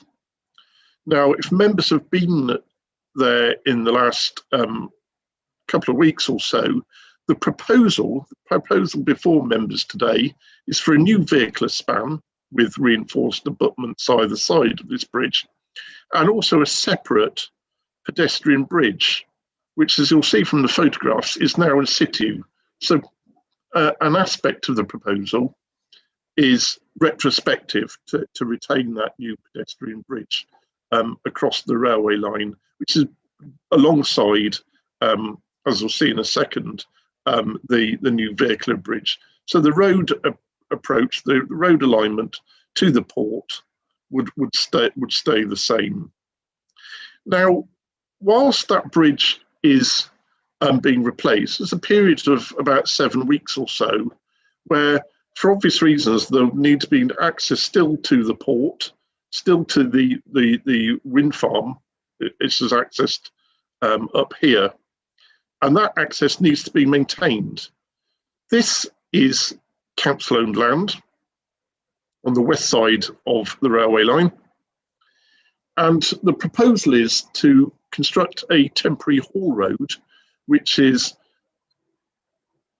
it would come, if members are familiar with the A596 going up towards Dunmail Park and the era around about 2010, following the floods, a temporary Tesco was erected on this site. You can still see the car park for the Tesco. And that access, which is, you can see it clearly still there from the A596, would be utilised. And then from this point onwards, where my cursor is on the screen, the temporary haul road would be constructed, a new temporary level crossing across the railway line, a manned level crossing. You'll see the details in the officer's report. And then the temporary haul road would continue across the council's land to this point and then follow the existing alignment of the road to the wind farm. And then at this point, it would rejoin the existing permanent road.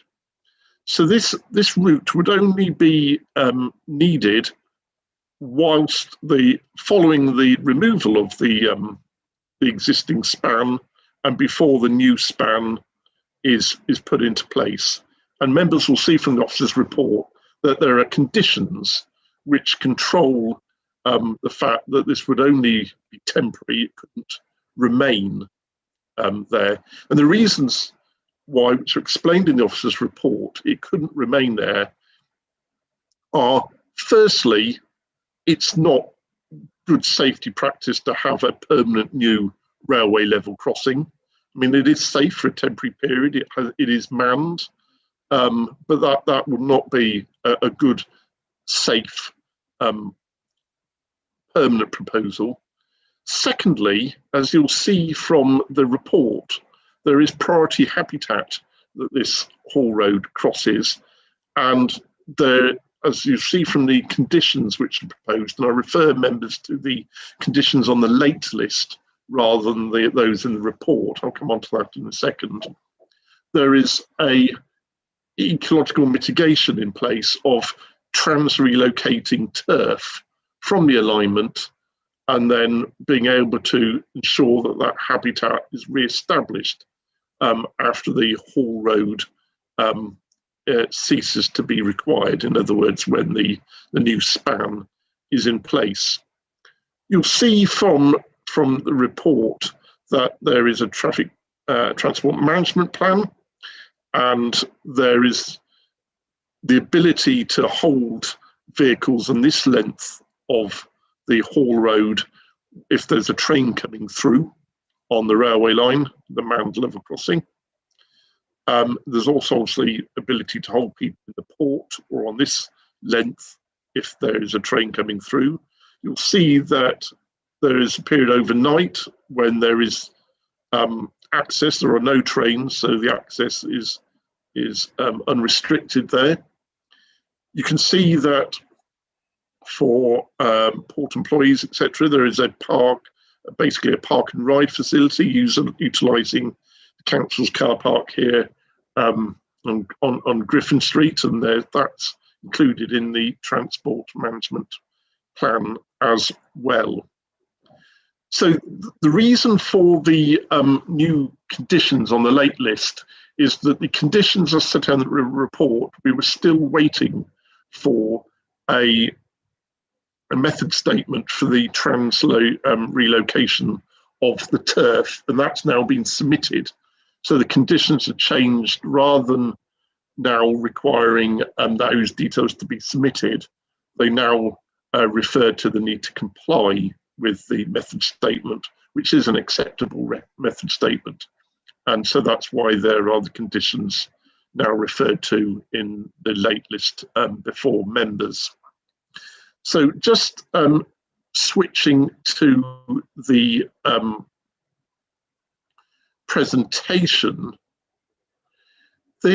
here, this is zooming in on that detail of where the new bridge is. So you can see here with the red marker, that's the position of the bridge. So you can see this is where the bridge is coming up on the embankment from the west side, from the port side. And you can see now there's that parallel alignment of the pedestrian bridge. Now, members will also see from the officer's report that there's a parallel application, not before members, because it can be dealt with by delegated officer powers, to divert a very short length of footpath, public right-of-way, which comes along here. And because of the changes to accommodate this new pedestrian footbridge, the footpath has to be diverted just round the corner, just a small diversion to get back onto the onto the road length. So they're closing if you like, the direct route, and then the public footpath comes around the back of the site compound. If members have been to visit the site and under their own steam, they'll notice the site compound is in position already, and so some of the matters before members, as I say, are retrospective. The applicant is undertaking those at their own risk. There's obviously their own deadlines in terms of securing the access to the port windows of opportunity, and they're doing that at their own risk. So it is part retrospective for them.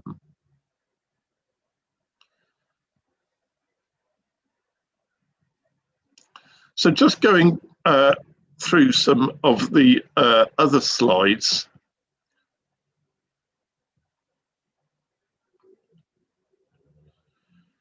This slide just shows that park and ride shuttle from Griffin Street up over Northside Bridge, then via the temporary Hall Road. So people will park here and then they'll be shuttled by bus across to the port down here. This just shows some of the actual sections and the construction sections. This shows the span of the footbridge, which you'll already see is in place when we go to the photographs.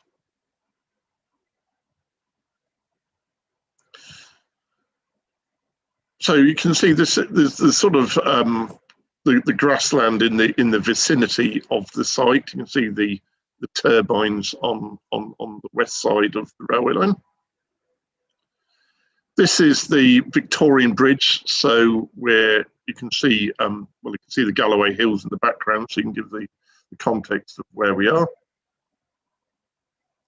This is actually the new footbridge already in place. So we're standing on the Victorian Bridge, and that you can see is the footbridge is already in place. You can see the new abutments. That's a view of the footbridge. So you can just see the arch of the Victorian Bridge behind. So the new bridge would very much be like the footbridge, albeit be a wider carriageway, obviously for two-way HGVs to pass. Whereas when you go back to the photograph of the existing bridge, it's narrow. It's only single file at the moment across the bridge, traffic light controlled. So this is the access. This is the old temporary Tesco car park up here beyond the Armco, and this is the photographer's standing just by the access onto the A596, between where the allotments are and Dunmail Park. So we're looking west up the ramp, and then this would be the start of the temporary haul road. That's the view of the adjacent parking area. It's not part of the application. So I can't stress, although members, you must look objectively at the application on its own planning merits. There is significant, substantial benefits from this proposal, which must be afforded in officers' minds substantial weight. You can see the alignment with strategic policies in the Allerdale Local Plan Part 1. So in the balancing act of benefits against impacts, you have those substantial benefits, which, as you can see from policy S35, it makes reference to the fact with regard to ecological impact that you can weigh those benefits heavily into the mix. And to be honest, in any case, the ecological impacts are mitigated by this trans-relocation of the turf and the securing of the habitat for, amongst other species, the small blue butterfly. There's been extensive dialogue with people like the Butterfly Trust. Some of the comments which are in the report predate the mitigation proposals. I can confirm as an officer that those mitigation proposals have been welcomed and supported by the bodies such as the Butterfly Conservation Trust. You'll also see, members, that there have been comments raised in the comments in the objections section about hindering access to the wind farm, for example, for access to the wind farm. I can confirm with the amended transport management plan with that haul road that there will always be 24/7 the ability to get to the west side of the railway line with this temporary haul road, with this temporary level crossing. The only times, momentary times when you won't be able to cross will be obviously when the train's coming. And as you'll see from the report, there'll be that unrestricted access during the night, and there'll always be the banksman, a person at the level crossing in dialogue with the signalman, and to hold vehicles and then release them across the level crossing at the earliest opportunity when trains pass. And obviously, to minimise the use of the haul road, you've got the park and ride facility. Of course, it's using that council land. Members will also be aware of the county council's interests with the port itself and how important that is, not only as a direct employer for the borough, but also the businesses that the port serves. Thank you, Chair. Thank you. I don't believe we've got any speakers. Could you confirm that, please, Lee? That's correct, Chair. Thank you. So questions now to the planning officer. So Councillor Granger. Thank you, Madam Chair. Simon, are Network Rail on board with this item? Because I haven't the greatest trust in them with this bridge. Very similar to the one at Heathfield on the 596 at Aspatia. It took over 2 years for them to come to agreement of some form. And it was worked out that it was not Network Rail that was the problem there. Are they definitely on board for this?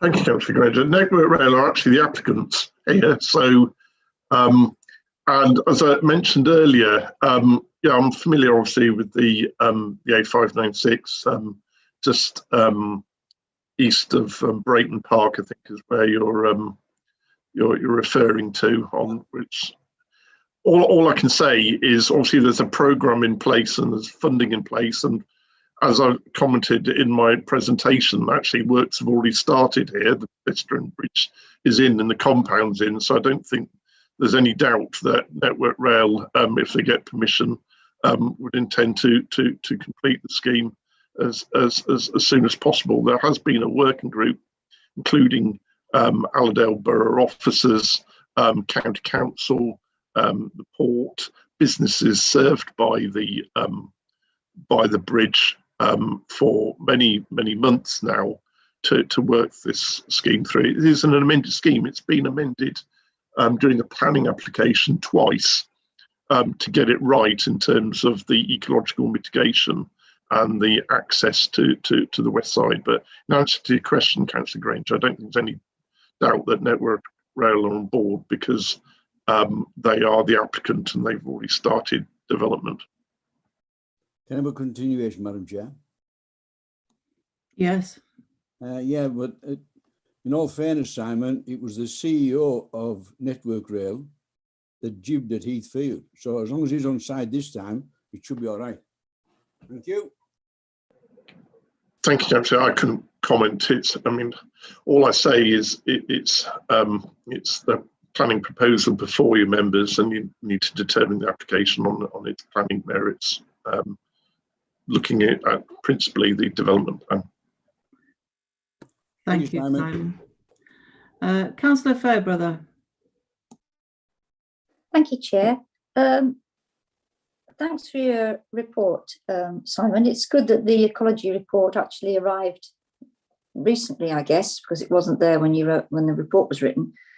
Do you think there's a great deal of confidence that removal of turf and then it being relocated so that there's minimum disturbance of habitat for the butterfly and so on? Are they pretty sure that that actually works? It's a bit of an unfortunate time of year because it's spring into summer, isn't it? Do you have confidence that that actually works, that the habitat is kind of restored afterwards? Thank you, Councillor Fairbrother. Just one point, the ecological appraisals were submitted with the application. The thing that's been submitted post-report is the actual method statement for the trans relocation of the turf. So I think, as I said in the report, there is a risk. You know, there is not a certainty that trans relocation will work. I think one of the advantages which increases the probability here is the type of habitat we're trying to create. Now, if members are familiar with that land, it is previously developed land, so it's had buildings and things on the past. So it's quite rough ground. It's the type of land where you do get poppies and kidney vetch, etc., taking that rough, disturbed ground.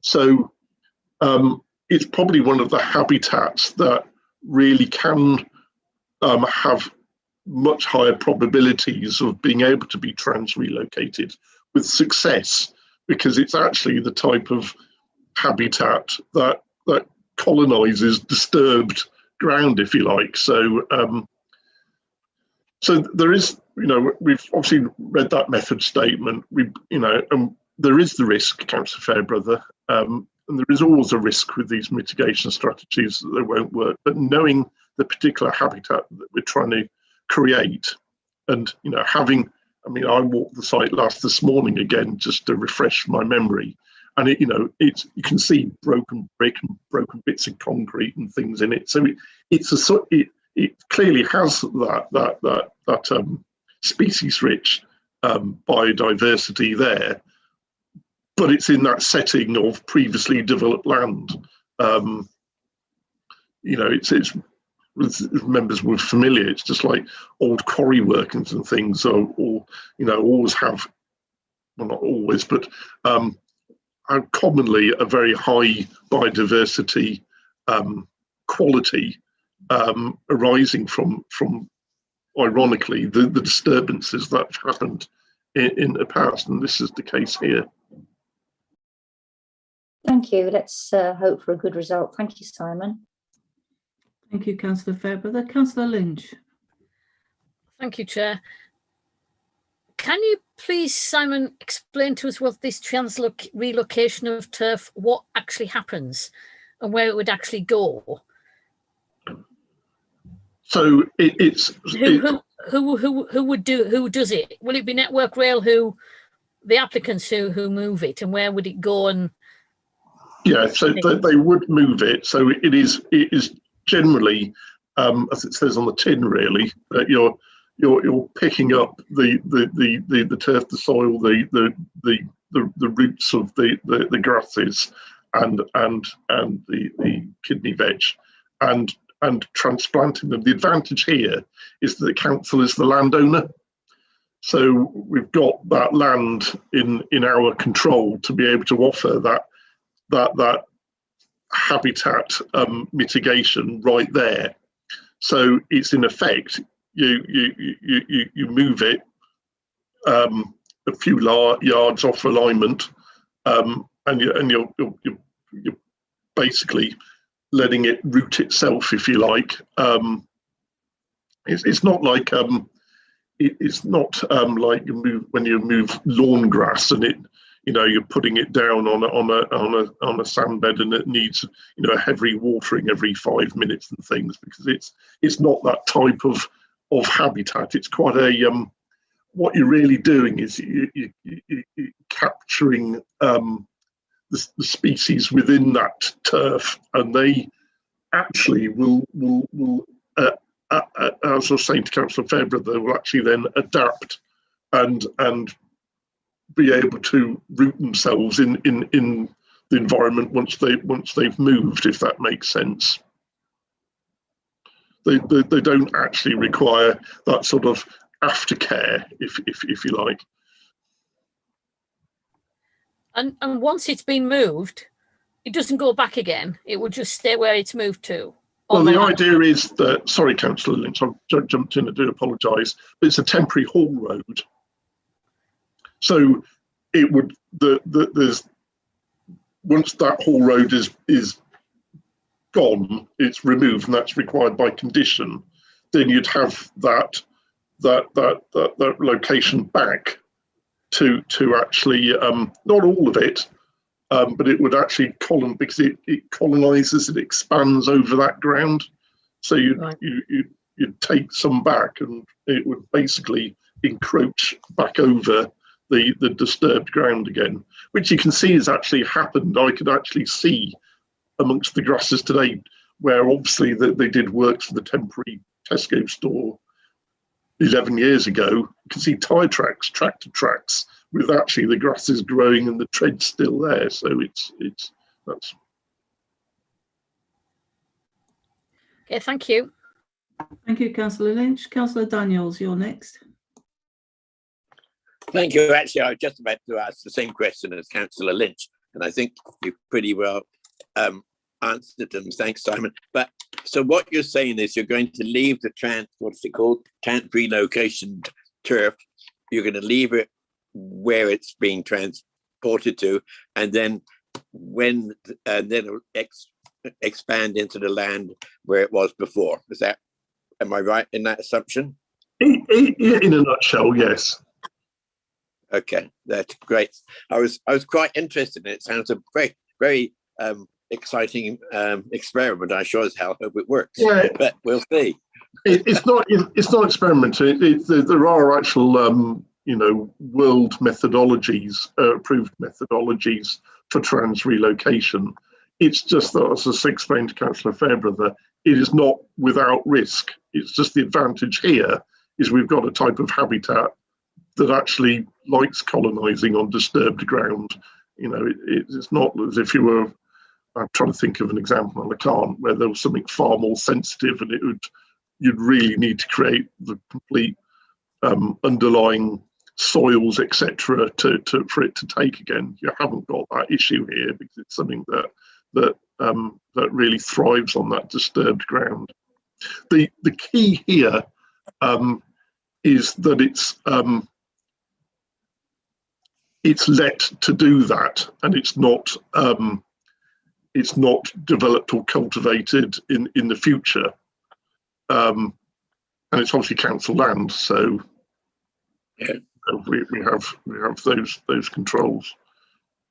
Thank you very much, Simon. Very helpful. Thank you, Councillor Daniels. Next, we've got Councillor Heaslip. Thank you, Chair. I could just say from my previous experience of trying to promote biodiversity on sites like this, if you want to increase the amount of kidney vetch and grassland and small blue butterflies and so on, that what you would do with a site, and we've done it elsewhere in Workington, this council's done it and the county council's done it, and the other side of Derwent, is disturb the ground in precisely the way that this proposal is disturbing the ground, because that actually increases the biodiversity, actually increases the wildflowers, increases the kidney vetch, increases the number of small blue butterflies. So yeah, there's always a risk, but it's a standard methodology for improving the biodiversity of old industrial sites. You disturb the ground a bit and let the plants and the butterflies and so on colonize it. So I'm personally not concerned about that. It should work. We do it as a matter of course elsewhere.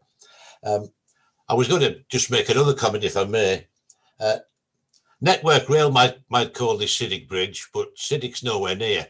Everybody else calls this Outside Bridge, but I suppose Network Rail are in London. It's all a long way. It's north of the M25. It's out of their normal scheme of operations. So, but it is actually Outside Bridge, and a lot of the local population are concerned when they ask me what's happening at Siddick, and I say nothing. Siddick Bridge is the one that carries the cycleway over the A596 about a mile further north. This is Outside Bridge, but never mind, that's what Network Rail say. The other question I was going to ask is, and it's not clear from the plan that Simon showed, the original proposal was to increase the span of the bridge to provide facility for a third railway track to improve rail traffic in and out of the port. Is that still part of the proposal?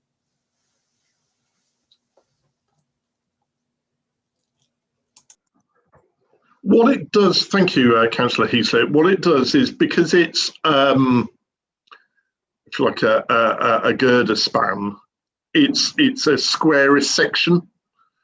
So it is slightly wider, but it's also, because it's not an arch and it's a horizontal span, there is the ability to get a third track in underneath the bridge, but that's not part of the proposal. If I just go back to the share screen again a second. Oops.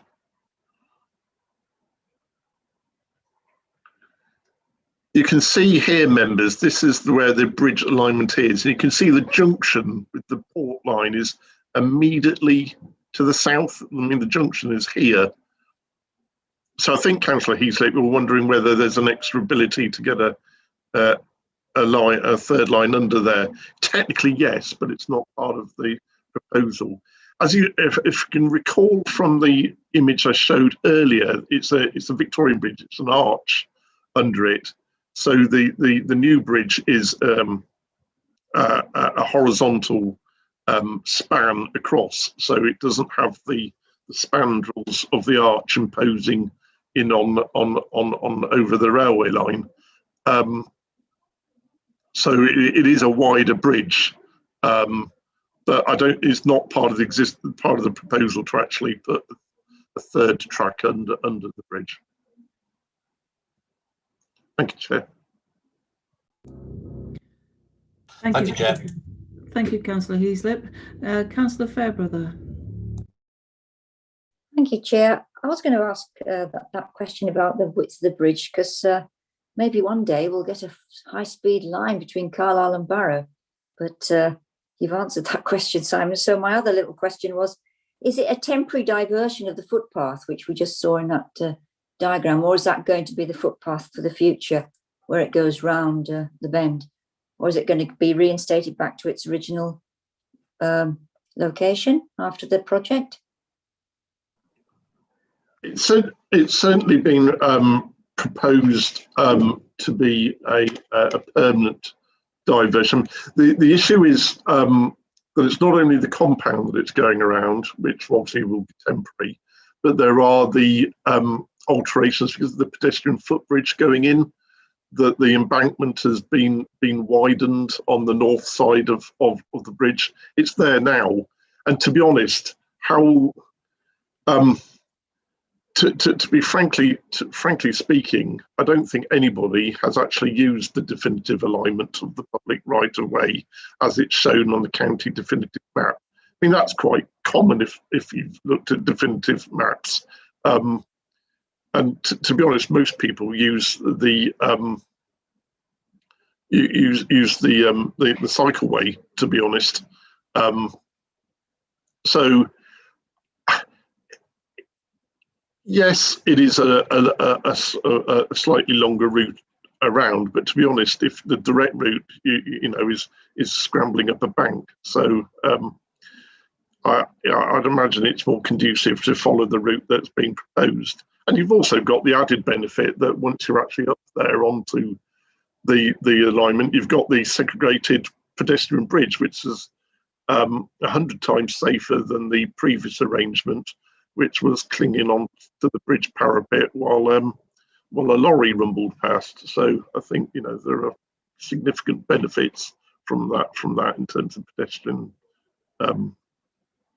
amenity. Thank you. Thank you. That's good news. Thank you. Thank you, Councillor Fairbrother. I believe that's the end of the questions for the planning officer. I'd like to move on to debate now. So who would like to start?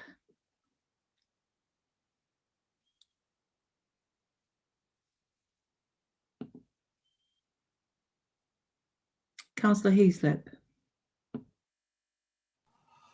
I think for all the reasons that have been outlined, this is an essential development, essential to the future of the port, essential to the safety of the access to the port, essential to maintaining the integrity of the coastal railway line, because we don't want that bridge falling down on a train. I think the mitigation measures that have been put in place by officers in negotiating Network Rail are perfectly acceptable. And on the basis of all of that, I'd like to move approval. I'll second that. Thank you. I think actually Councillor Daniels had his hand up first, didn't you? So yeah, I'll second that, Chair. Thank you. Yeah. So, Councillor, the motion for approval has been moved by Councillor Heaslip and seconded by Councillor Daniels. Councillor Daniels, did you have a question? Sorry, did you want to say anything more on the debate? No, that's fine. Thank you very much. Okay, then in that case, there's no more hands up for debate. So, Lee, could we go to the vote, please? Thank you, Chair. Members for, against, or abstain. Councillor Armstrong. For. Councillor Coburn. For. Councillor Daniels. For. Councillor Fairbrother. For. Councillor Granger. For. Councillor Heaslip. For. Councillor Horsley. For. Councillor Kirkbride. For. Councillor Lynch. For. Councillor Mumby, For. Councillor Smith, For. Councillor Tyson. For. Thank you. All in favour, Chair. 12 votes for. Thank you. Thank you. Therefore, reference number FUL/2020/0212, the reconstruction of the highway bridge at Siddick Oldside, is approved with the conditions laid out in the late list. Am I correct with that, Simon? Yeah. Okay, thank you. I think if we have another 10-minute break and come back then at 3:25 before we move on to the final one. Thank you.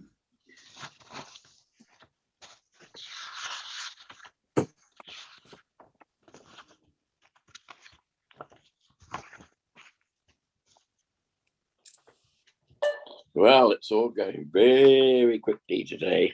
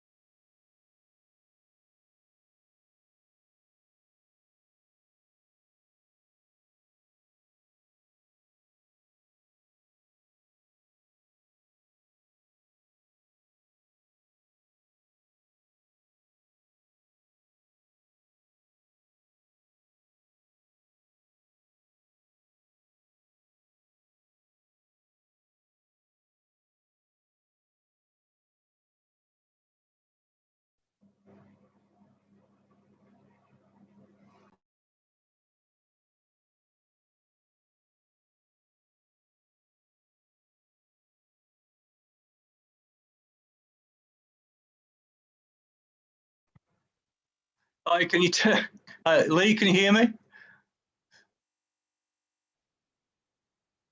Yes, Dave, we can. We're just in a break, so if you just put yourself on mute, we'll restart the meeting shortly. Thank you. Will do. Thank you.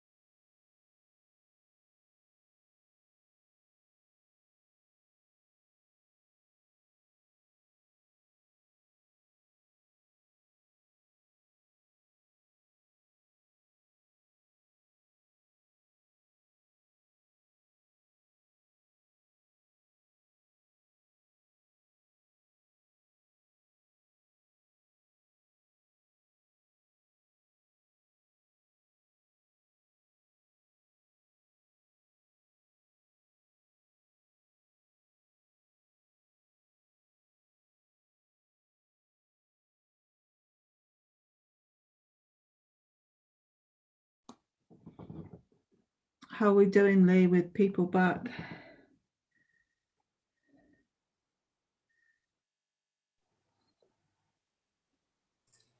Yeah, members, if you can just put your camera on to indicate you're back. Just waiting for a couple, Chair, and I can confirm that the speaker for the next item is on the meeting as well.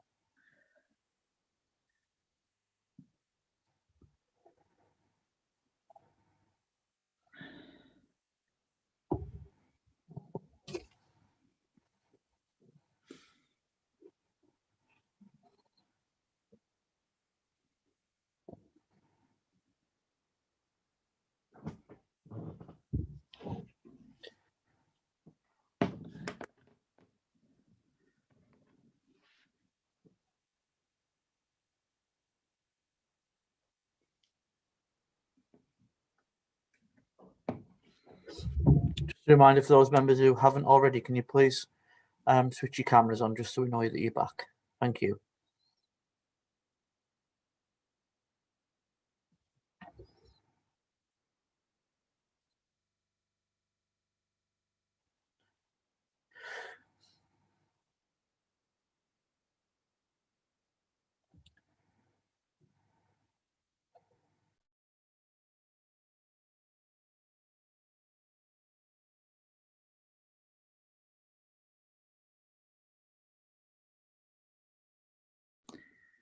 Has anyone contacted you to say that they were leaving the meeting? No.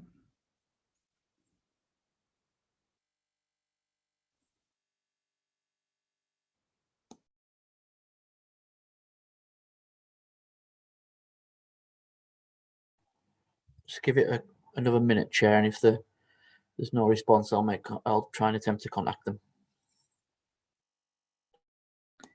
Thank you.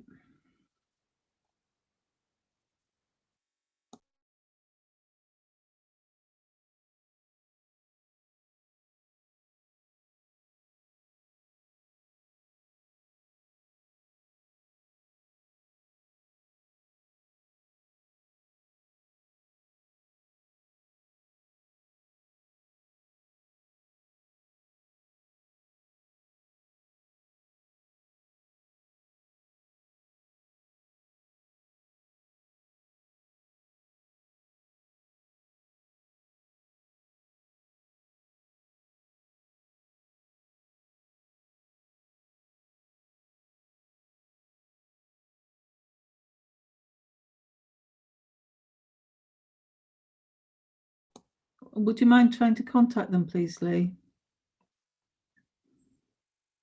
Thank you. It's all right, Councillor Smith's back. We're just missing Councillor Heaslip now.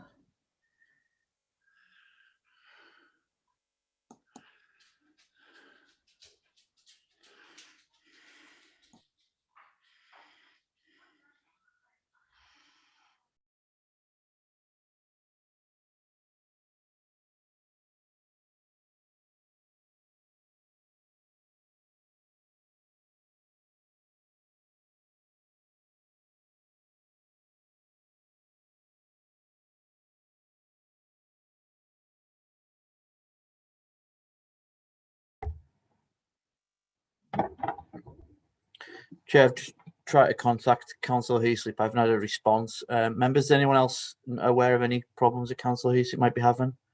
Oh, here we go, Chair. We're all right. Sorry, Chair, I'm only human. Thank you, Councillor Heaslip.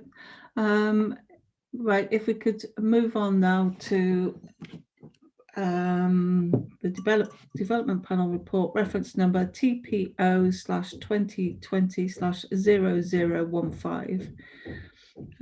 It's the cattle pound at Ellerbeck, High Ellerbeck Bridge, Ellerbeck Row, Brigham.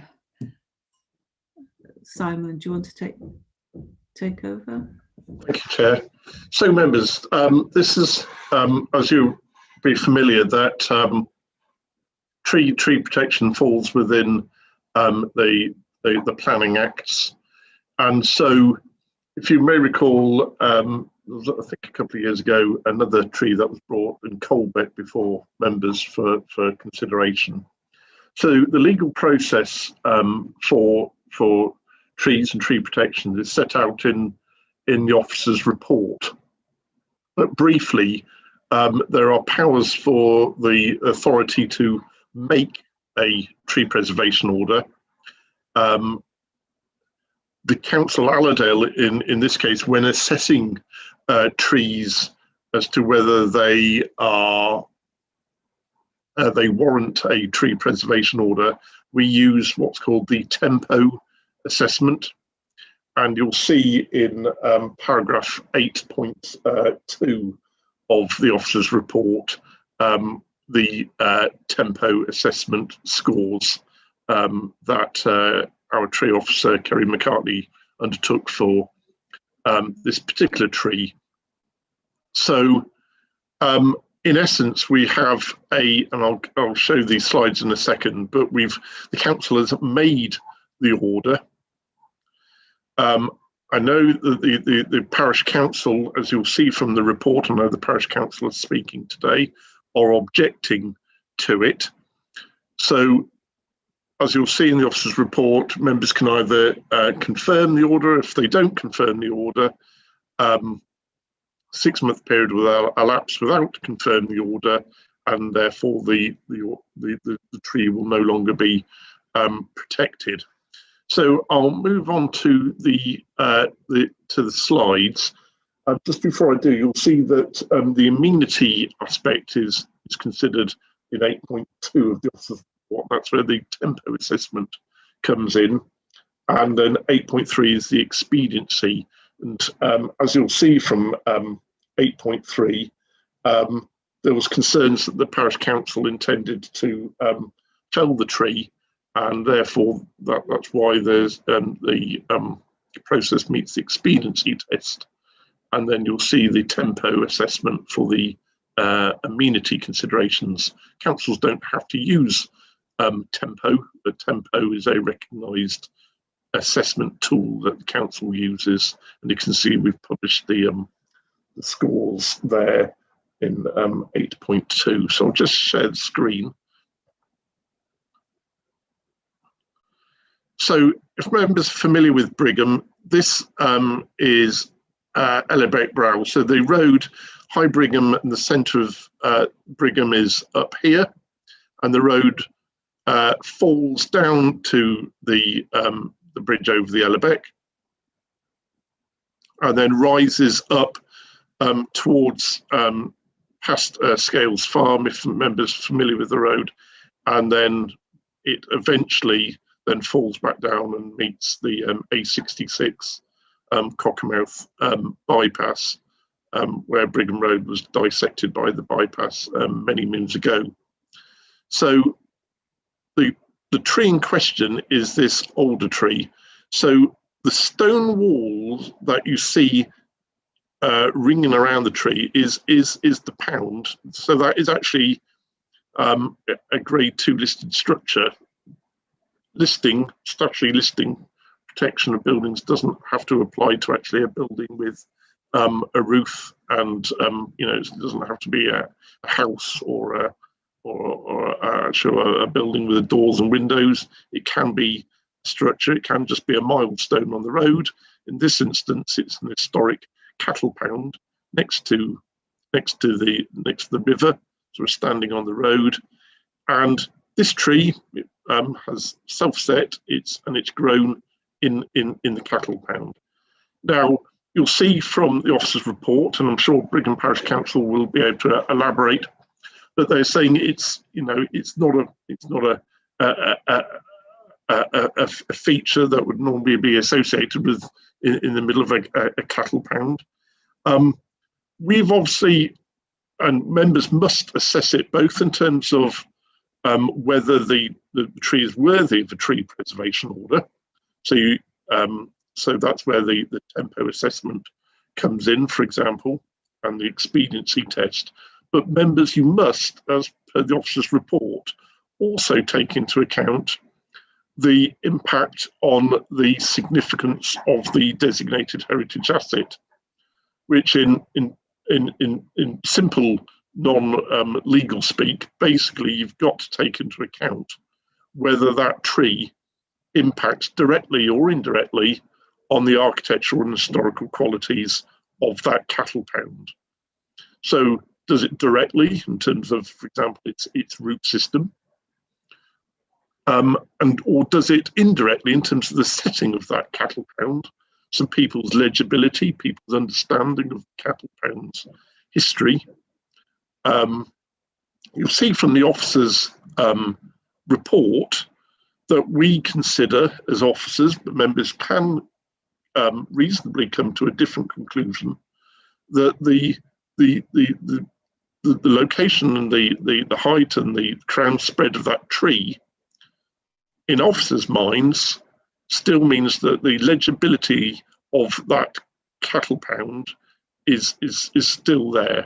In other words, you can see in officers' minds all around the trunk of the tree, the stem of the tree, you can see the full extent of the cattle pound.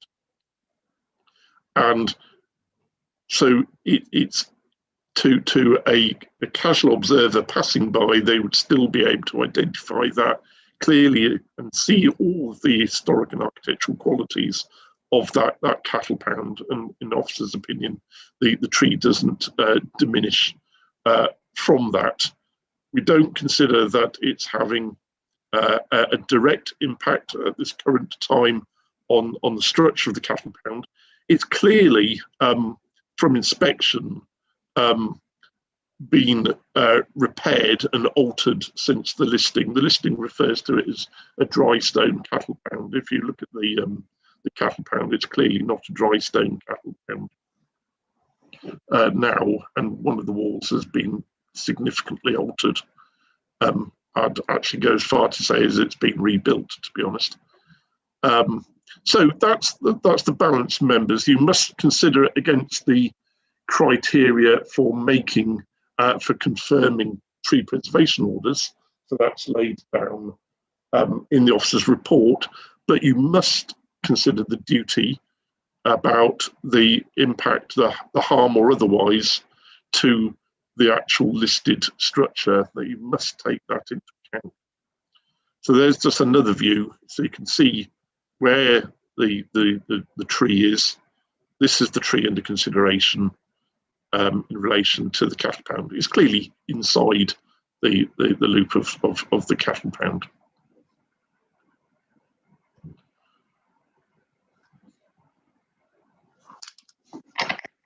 See from I'll refer members to the late list.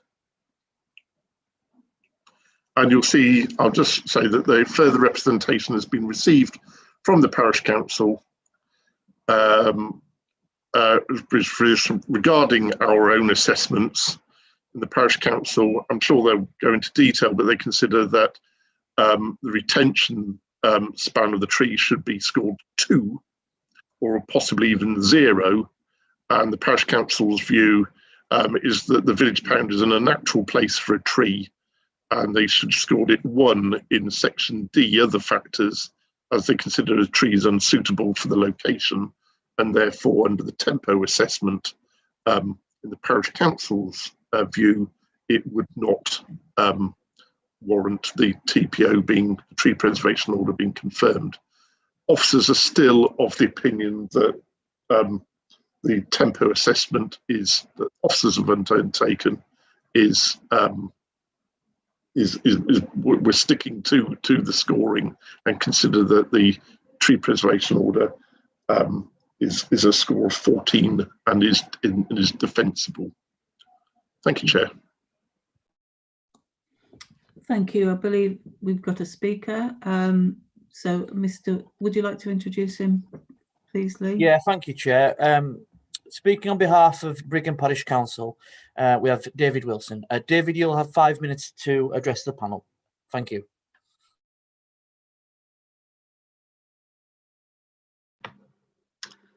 Okay, can you hear me? Thank you very much. Okay, I'm going to read a prepared statement on behalf of the Parish Council, it reads as follows. The issue was first referred to the Parish Council by a resident who lives adjacent to the tree. The complaint was that the tree was cutting out light from his property. On investigation by parish councillors, it became apparent that the tree in question was growing in the middle of a Grade 2 listed historical feature, the cattle pound.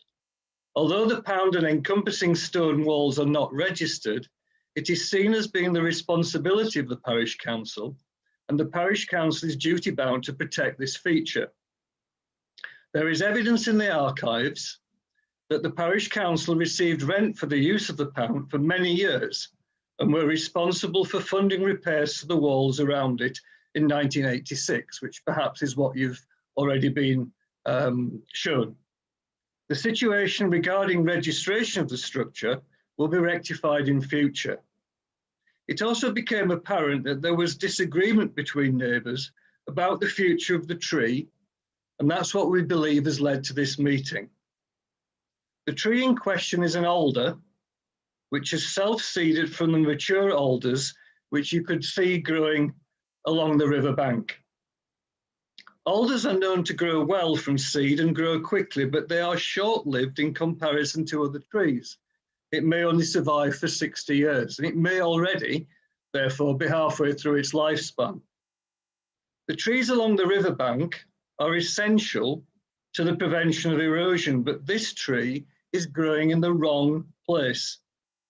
The fact that the pound no longer performs its intended function of temporarily holding farm stock has allowed the tree to grow unhindered. But this does not imply that it should continue to grow in situ. There may come a time when its roots undermine the walls of the pound, and it may become more of a risk as it ages. When first reported to the Allerdale Planning Department, the Parish Council was informed that it would be fine for us to have it professionally cut down, because it is not in a conservation area, but fundamentally it is inside a listed structure. We were then informed that a tree protection order had been put on it as a result of an assessment which, as you've been told, gave it a score of 14, and that put it in the defensible range. We would argue that that scoring is entirely subjective. 3 points were awarded because it was perceived to be under threat of being cut down. But the fact that it is growing in an unsuitable and inappropriate location does not seem to have been taken into account. On another day, it could easily have been judged to fall into the 7 to 11 range whereby it would not merit a TPO. When put to a meeting of the Parish Council in November 2020, it was a unanimous decision that the tree should not be growing there and steps should be taken to remove it so as to prevent further damage to the Grade 2 listed structure of the pound, which, to be frank, the Parish Council could not afford to repair. In response to the points made in the report to the development panel, the conclusion that the tree has high amenity value is subjective. Since the construction of the neighbouring houses, the pound has ceased to be seen by the general public as being in public open space, as it stands at the entrance to the driveways of the properties, and you could clearly see that on the photos. We would argue that the pound is rarely noticed by the general public, and the tree even less so, an opinion supported by the fact that the tree has grown so large before being drawn to the attention of the Parish Council. The tree is self-seeded from the nearby mature alders along the riverbank, which themselves do form an important wildlife corridor, but this tree is standalone. It does not possess a significance in the environment to be of great value to wildlife or flood prevention. It is not yet causing damage to the pound enclosure, but may do so in the future. We would dispute that it adds character to the cattle pound and politely remind the council of their duties under the Listed Buildings Act of 1990 to ensure that the features of the structure possesses are preserved. It should be an open space historically for the temporary keeping of animals. We would therefore dispute the statement made that the history of the pound is not diluted. Just because it is the only tree in the pound is not a reason for keeping it. And as noted, there are other mature trees adjacent to the site. Thank you, Mr. Wilson. Your 5 minutes is up. Thank you. Right, Mr. Wilson, are you able to answer questions on behalf of the Parish Council? I'll try my best, yes, Licky. Right. Apologies. Councillor Granger. Thank you, Madam Chair. David, is it registered parish land that the tree stands on, or does it belong to a farm, or is it privately owned, please? It's not registered at the Parish Council. In fact, it's not registered to anybody, which and we do intend to have it registered. Good lad. Thank you. Thank you. Thank you, Councillor Granger. Councillor Fairbrother. Thank you, David, for the statement from the Parish Council. I'm rather surprised that the Parish Council seems to think this tree is likely to cause damage to the pound when beside the pound are some much older trees beside the beck, and the tree in the pound is quite young. So what makes the Parish Council think it's going to cause any damage to the cattle pound? Well, Janet, we're judging it basically on the spread of the roots, because it's still quite a young tree. And so as it grows larger, and you'll know yourself along the beck there that those trees are quite large. And in fact, when we're on examination, those trees on the beck, the large mature alders, are actually protecting the wall of the pound from erosion from the stream. But as I say, that alder in the pound itself is quite young. And at the moment, as I've said, it's not causing a problem, but it may well do so in future. And you'll see from its position on that photograph, which has now appeared on the screen, that it's quite close to the wall on the right-hand side there as you look at it. So eventually, if it grows as large as the ones you can see behind it, it will start to affect the structure of the pound. Well, possibly. Thank you. I was going to ask another question. I'll ask it later. No, if it's a follow-up, it's fine. Thank you. when you look at the photograph there, the tree is very attractive, and in the pound are some bulbs and things. But what happened to the wall on the right-hand side? Was it actually altered when the houses were built to allow the widening of the driveway?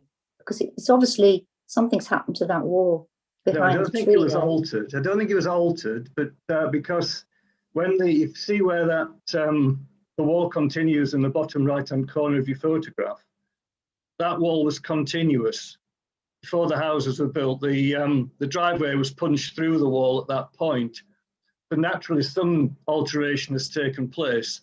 And to be honest, the owners of the house that you can see there have more or less taken ownership of that wall. They see it as their boundary wall. And so in effect, I suppose, if you were to go and have a look at it, they well may have taken some, course of action to it to maintain it. Thank you. Thank you, Councillor Fairbrother. Next, I've got Councillor Tyson.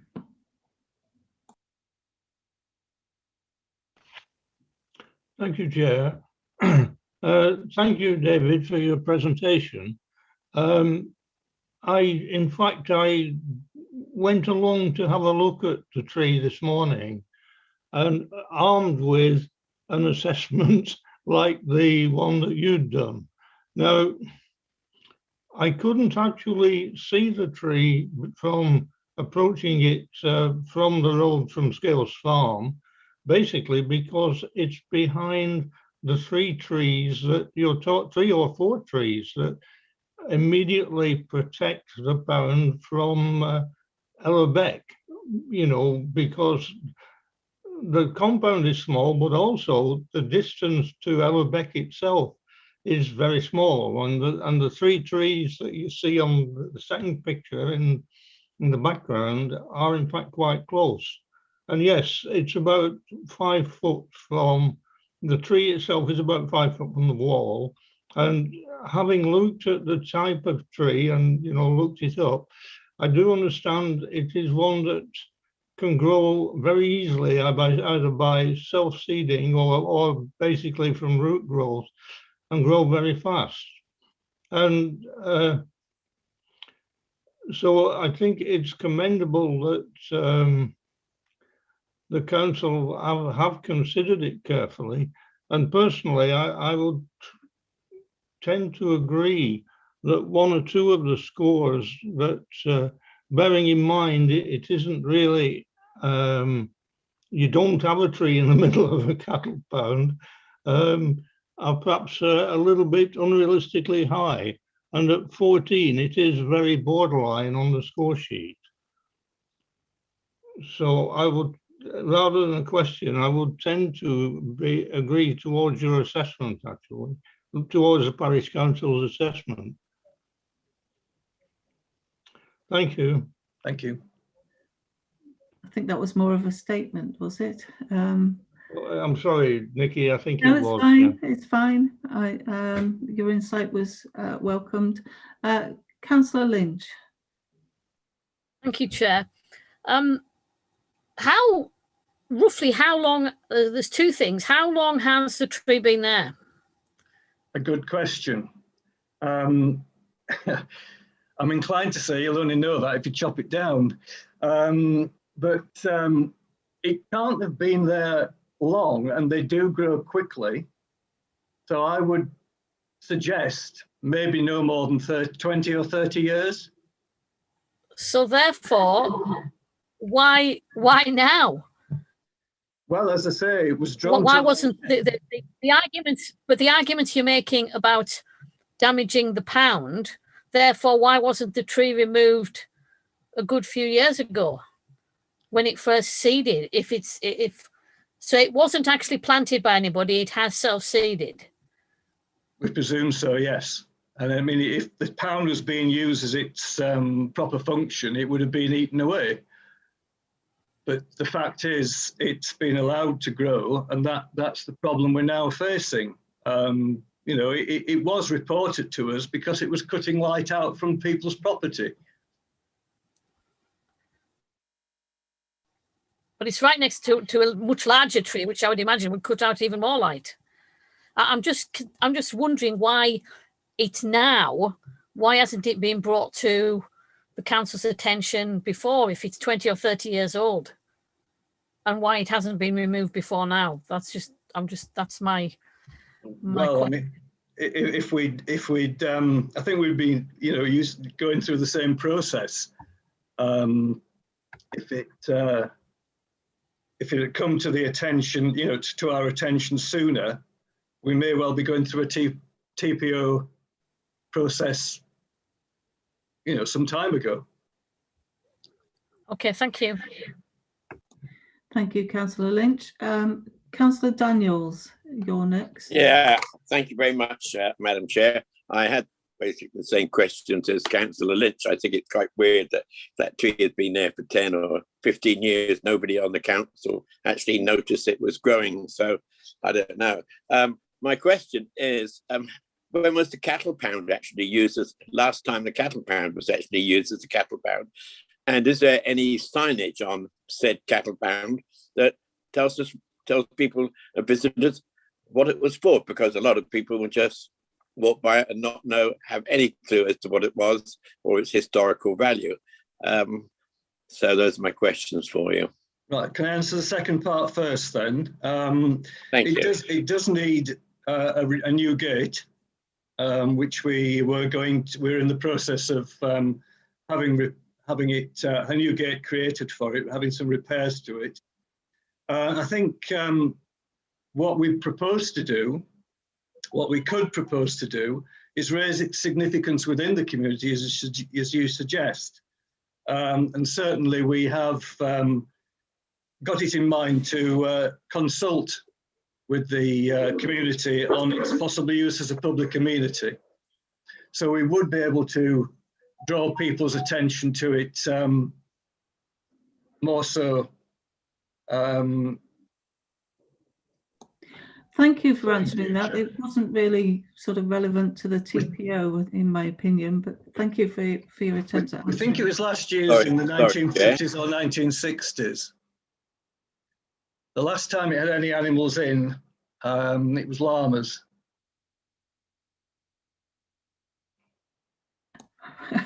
Right. When were llamas in? I know I'm just encouraging people now. I'm sorry, but when did you have llamas in?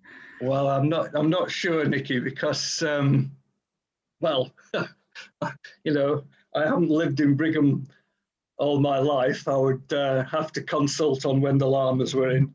Okay. There's a suggestion. Well, I think it was some 1950s or 1960s.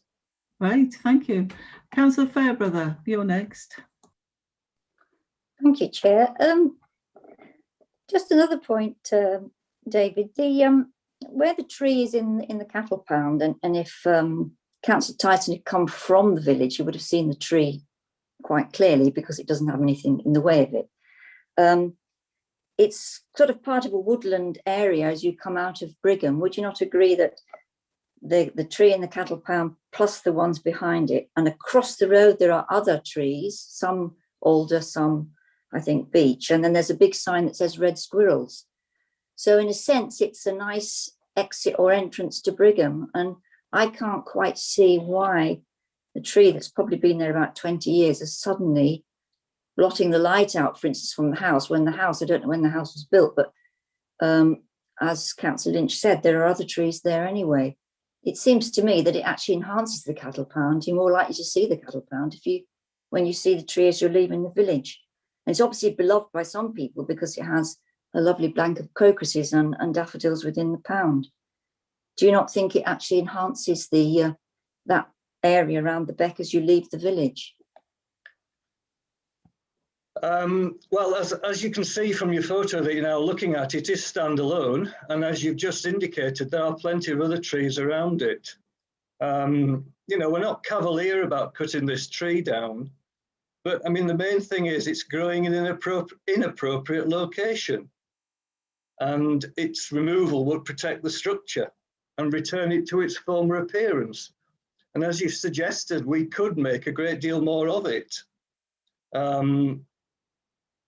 and raised its significance within the community.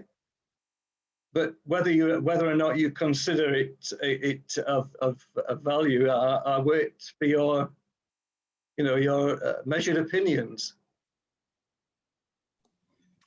Thank you. Thank you, Councillor Fairbrother. And finally, Councillor Tyson. Thank you again. Just a point of information, there is a sign on it which says Village Cattle Pound just to the left of the opening, actually, and it's quite a reasonable modern sign. And the other point is I did actually look from the Brigham direction as well, coming down the hill, but it's a bit difficult there because you tend to be concentrating on the road. But certainly you couldn't see it from coming from the Cockermouth direction because of the other trees. Thank you. Thank you, Councillor Tyson. We've got no more questions for Mr. Wilson, so I think we'll finish with his questions and questions now from members to the planning officer. And Councillor Lynch. One of the key reasons why the parish council want to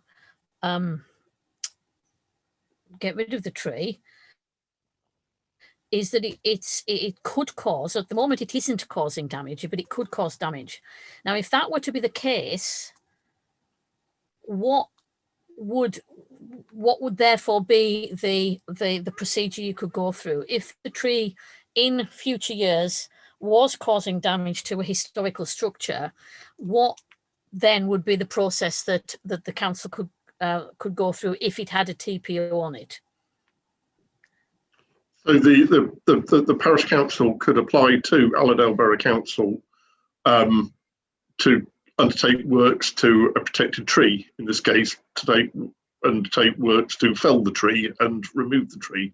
So you can apply to fell a protected tree, and obviously, let's for argument's sake roll a scenario forward that we're 10 years down the line, the parish council believes there is actually now damage to the wall itself from the root system. Then we, as Allerdale Borough Council, would have to, as a duty, take into account the harm directly or indirectly to the listed building. We have a duty under, as the parish, as Mr. Wilson from the Parish Council said, that is a duty that we have to take into account, as we do right now. So, obviously, if there was direct damage to the wall, that would weigh heavily in that instance to the proposal, to supporting proposal for the loss of the tree. At this juncture, though, we're not in that position because there isn't the damage to the wall, and we'd also, to be honest, would wish to explore. I know we're going to the realms, Councillor Lynch, of hypotheticals, but were those other ways of actually conserving the wall and retaining the tree, for example. I mean, it's clear. I know it's a question that was asked of Mr. Wilson. It is clear in my mind. I've inspected this wall, the walls, closely, that the three of the walls have been been not repointed. They've been pointed because they didn't have mortar. They were dry stone walls in the listing, and that wall, the wall nearest the house, is clearly being rebuilt. It's a different coursing. It's just different in appearance to the other three sides. I would say that wall has been reduced to nothing and rebuilt again, because it's just a different appearance to the other three walls. I'd go as far as ways. So rolling it forward if that wall was being disturbed, if, that there would be a method of being able to repair the wall and perhaps have a bridging foundation that went over the top of the root system. So there'd be ways and means. I suppose what I'm saying, Councillor Lynch, is it would be open for them to apply to fell the tree, and if there was direct impact, that would be weigh heavily in support of a proposal to fell the tree. But I think we would be keen as a council to explore other avenues first, and accepting that it's clearly that the walls have been repaired previously, so it's not as if the walls have a history of being, in their state as built as a cattle pound. There has been change, quite significant change. Thank you. Thank you. Thank you, Councillor Lynch. Next, we've got Councillor Granger. Thank you, Madam Chair. Simon, who asked for the TPO to be put on this tree? Was it done just a one-off, or it gets in the realm of big brothers watching you, and the parish council who control the area and look after the area have been told they can't please themselves what they do in their own beat. So who asked for the TPO to be put in place, please? Okay, so the sequence of events was, I think Mr. Wilson from the Parish Council, he correctly identified that sequence of events, that the Parish Council, the tree was not protected, it's not a conservation area, it had a tree preservation order on it, and the Parish Council was seeking to fell the tree. I'll word it this way, we were aware that residents in the locality were concerned that the tree would be lost, and the council undertook the assessment of the tree and considered that it was worthy of the tree preservation order. So we made the tree preservation order. The Parish Council are a local authority, they are a third-tier local authority, but the authority responsible for trees under the Planning Acts is Allerdale Borough Council. So that's why we took the responsibility of assessing the tree and making the tree preservation order. As I said in my response to Councillor Lynch, it's not a situation where that means that tree will remain there forevermore protected. It's quite open if circumstances change for the Parish Council to make an application to undertake works to the tree, including felling the tree in the future. So can I ask a follow-on, Madam Chair? Certainly, carry on. Best part of this conversation is hypothetical. So, hypothetically, if that tree blows down tomorrow night onto that house, who's responsible? The Borough Council or the Parish Council? These matters happen. It would not be, there is no liabilities for a Borough Council for putting a tree preservation order on a tree for if there's then a natural act and that tree blows down in heavy winds. What we do look at in the tempo assessment, though, is the longevity and the health of the tree. So that is an integral part of that tempo assessment. So the condition and suitability test under A of 8.2. So if the tree had already been weakened by disease, or it was old, or there was signs of distress in the tree, which meant that we considered that it was, or the root system had been eroded by a water course or whatever, there was issues of stability, then we'd have scored it less than we had in the tempo assessment. You can see under A, we scored it 3, fair to satisfactory. As the Parish Council identified, it is subjective, the tempo assessment, but it was undertaken by our tree officer, a highly experienced tree officer. But it's not a mathematical equation in terms of the individual scores that you put to each category. It's a mathematical equation when you're adding them up. So it falls into the TPO defensible category. Just to give you an indication, so 1 to 6 score is TPO indefensible. 7 to 11 does not merit a TPO. 12 to 15 is TPO defensible, and this was 14. And 16 plus is definitely merits a tree preservation order. So it's in that borderline area. So, but you know, it is robustly in the borderline area of being TPO defensible. Thank you. Thank you. Thank you, Councillor Granger. Next, I've got Councillor Tyson. Thank you, Chair. Simon, when I looked at it as an outlier from the copse of trees that actually goes alongside Ellerbeck, and the distances, I mean, basically from the wall close to the beck itself is only about a couple of meters or so. It's not, well, perhaps 5 at the most. And this just seemed like an outlier that had either been self-seeded or come from a route. Now, is the whole copse TPO'd?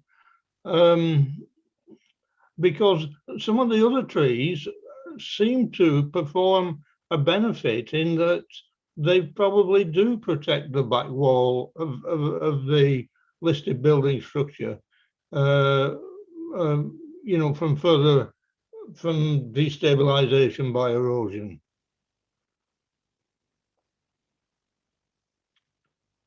So that's my question, really. Is the rest of the copse, which just seems part of? No. So thank you, Tyson.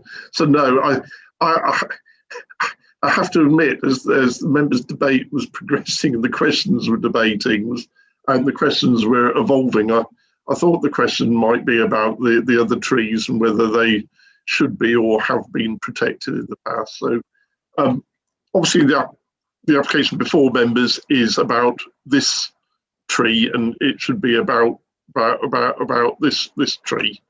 I'll leave the answer. I'll leave the answer at that. Okay, thank you, Simon. Thank you, Councillor Tyson. Next, we've got, I thought it was Councillor Horsley. Lee, am I right there?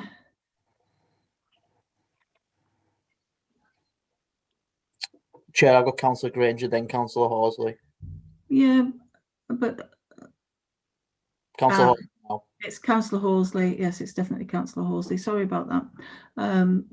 Councillor Horsley. Thanks, Chair. Simon, you've obviously viewed this cattle pound very highly, and that. How much of the original structures there that is to say is dry stone wall, and how much has been altered? It's been rebuilt, or as you're saying, has the majority of it been rebuilt in the past? Thank you, Councillor Horsley. I'd say the majority has clearly been repaired because the amount of mortar, and obviously as the listing refers to dry stone, which suggests there wasn't any mortar by the very definition of a dry stone wall. And I believe from my professional assessment that rear wall has been rebuilt. So I think the majority, if not all, has been repaired. I'd say all of it has been repaired, and certainly at least a quarter of it has been rebuilt. Yeah. So we're not looking at the original structure. It has been altered in decades past, whatever, but it's in the same situation, in the same situ, should I say. Thank you, Councillor Horsley. I'd certainly just advise members that it is clearly worthy of its listing still. its legibility as a cattle pound is still there. And, you know, I would still forward substantial weight, as you must do as a duty, to the fact that you've got that duty to ensure that the qualities, historic and architectural qualities of the structure are preserved. So, you know, it is worthy of its listings. I would definitely say it's not something that I'd be writing to Historic England asking them to delist, because it's important historically in terms of the village, and because it's you know, its dimensions, and it's probably been reduced slightly in height, to be honest, but it is clearly legible as a cattle pound in my eyes, albeit the context, the setting has changed with the development of the new houses. But no, you must, members, afford substantial weight to the fact that it is a listed structure. Thanks, Simon. Chair, can I put a motion on the table? Yes, but I'll park it if that's all right with Sharon, Yeah. until people have finished asking the questions. Yeah, I'd just like to recommendation, go with it, that we keep the TPO at the cattle pound, and for future reference, you know, if it has to be looked at again, we'll look at it again in 5 to 10 years, whatever it needs to be. So yeah, definitely want to keep the TPO on the tree. And I do understand all the historic value of the cattle pound, absolutely, yeah, but at this moment in time, I don't think it's doing any damage to it, or nor will it in the near future. Thank you. Okay, Sharon, do I have to go for a seconder now, or can I just park it until people have asked their questions? Because bearing in mind, a seconder may want to hear more questions. That will be up to the seconder, but there is a motion on the table, Chair, which is in accordance with the Constitution. So you would ask for a seconder. So I've definitely got to ask for a seconder now. Okay. Could somebody physically put their hand up if they want to second that? I would like to second that. That was going to be my proposal. Thank you, Madam Chair. Okay. Thank you. So we've got a proposer, Councillor Horsley, and a seconder, Councillor Daniels. But I'm going to sorry, Chair. That motion is just to confirm the tree preservation order as per the officer recommendation. Yeah, to confirm the tree preservation order. But I do have people wanting to ask more questions. So, Councillor Daniels, did you have a question now, or was that just what you were going to propose? Thank you, Chair. Yeah, that was my no question. That was my proposal. Thank you. Okay, Councillor Fairbrother. Thank you, Chair. I'm just going to take up the point that now Councillor Granger made about why was the TPA put on. And I think Mr. Wilson, David Wilson, hinted that actually there's quite a bit of disagreement about the tree. I think many people think it's great and should remain because to them it enhances the village, but the parish council seem very worried that it may actually cause some trouble to the cattle pound. So in a sense, the only way to find out really was the TPO, and also it's a difficult one to resolve, isn't it? So I just wanted to answer Malcolm Granger's point, really. Thank you. Thank you, Janet. Thank you. Right, Councillor Heaslip. Thank you, Chair. Quick question, I hope. The listing of the cattle pound, do we have the date of listing to hand?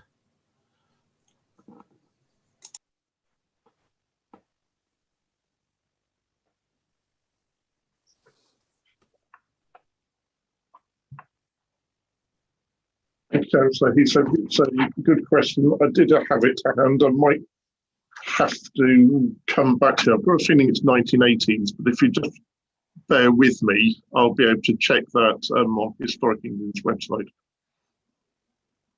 Thank you. Yeah. Thank you. We've got no more questions, so I know we've got a motion on the floor. However, I would like to move on to debate if anybody would like to move on to debate. Councillor Heaslip, is your hand still raised for that single question, or would you like to go into debate? Sorry, Chair, it was raised for the question, but seeing as I've got the chance, I was going to say that I'm not convinced by the argument about light to the house. I don't think that's a particularly strong consideration for us when determining a TPO application. I'm not convinced by the argument that a tree is growing in the wrong place. I'm tempted to view that a tree, wherever a tree grows, it's the right place for the tree, and because it's just grown naturally.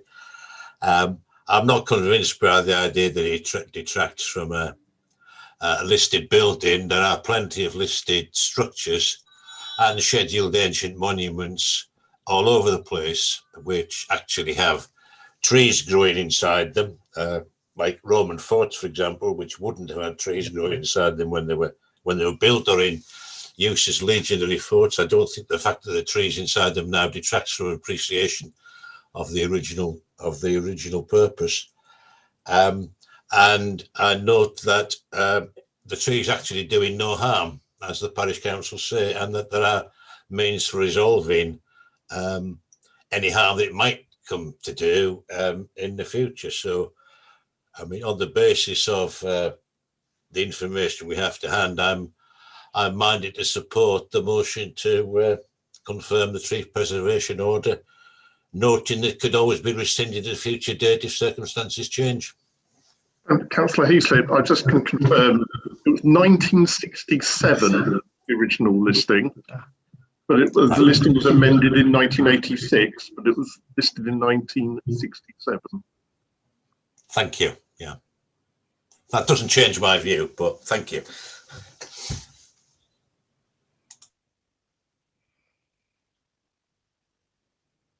Sorry, I was having trouble with my mouse then. Right, so we've got no more questions. So I think we need to go on to the vote now. Lee? Simon, you okay to go to the vote? Just sorry, Nick, I was just... Yeah, that's fine, thank you. Members for, against, or abstain. Councillor Armstrong. For. Councillor Coburn. Abstain. Councillor Daniels. For. Councillor Fairbrother. For. Councillor Granger. Abstain. Councillor Heaslip. For. Councillor Horsley. For. Councillor Kirkbride.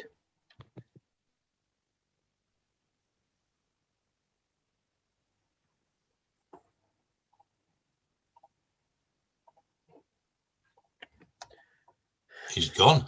Yes, Chair, it appears we may have lost Councillor Kirkbride. That's okay. If he's missed part of the proceedings and we didn't notice him go, then he can't vote anyway. So just go over to the monitor officer first for clarity on this, Chair. Yeah, Lee, I think we should contact him in line with protocol. Yeah. Chair, I'll just make contact now.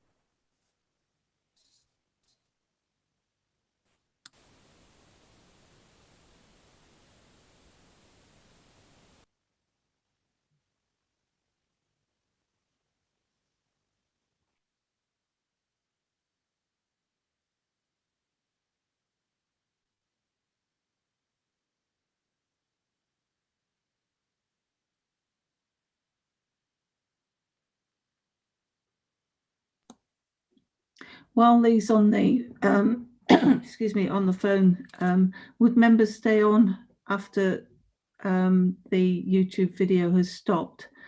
Because Simon Sharp would like a quick word about the next meeting, if that's all right.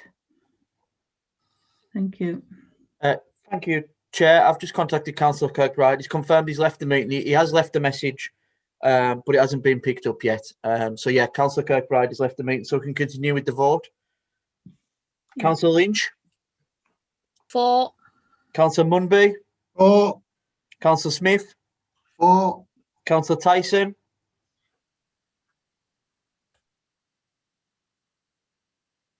Sorry, couldn't unmute. Abstain.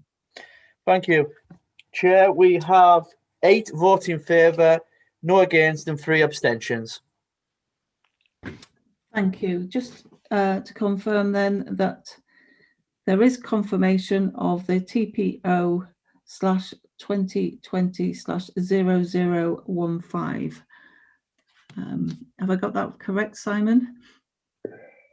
Yes, the tree preservation order has been confirmed by members. Yeah. Thank you. Right. Thank you very much for attending, members. Now, Lee, do you think you could switch off the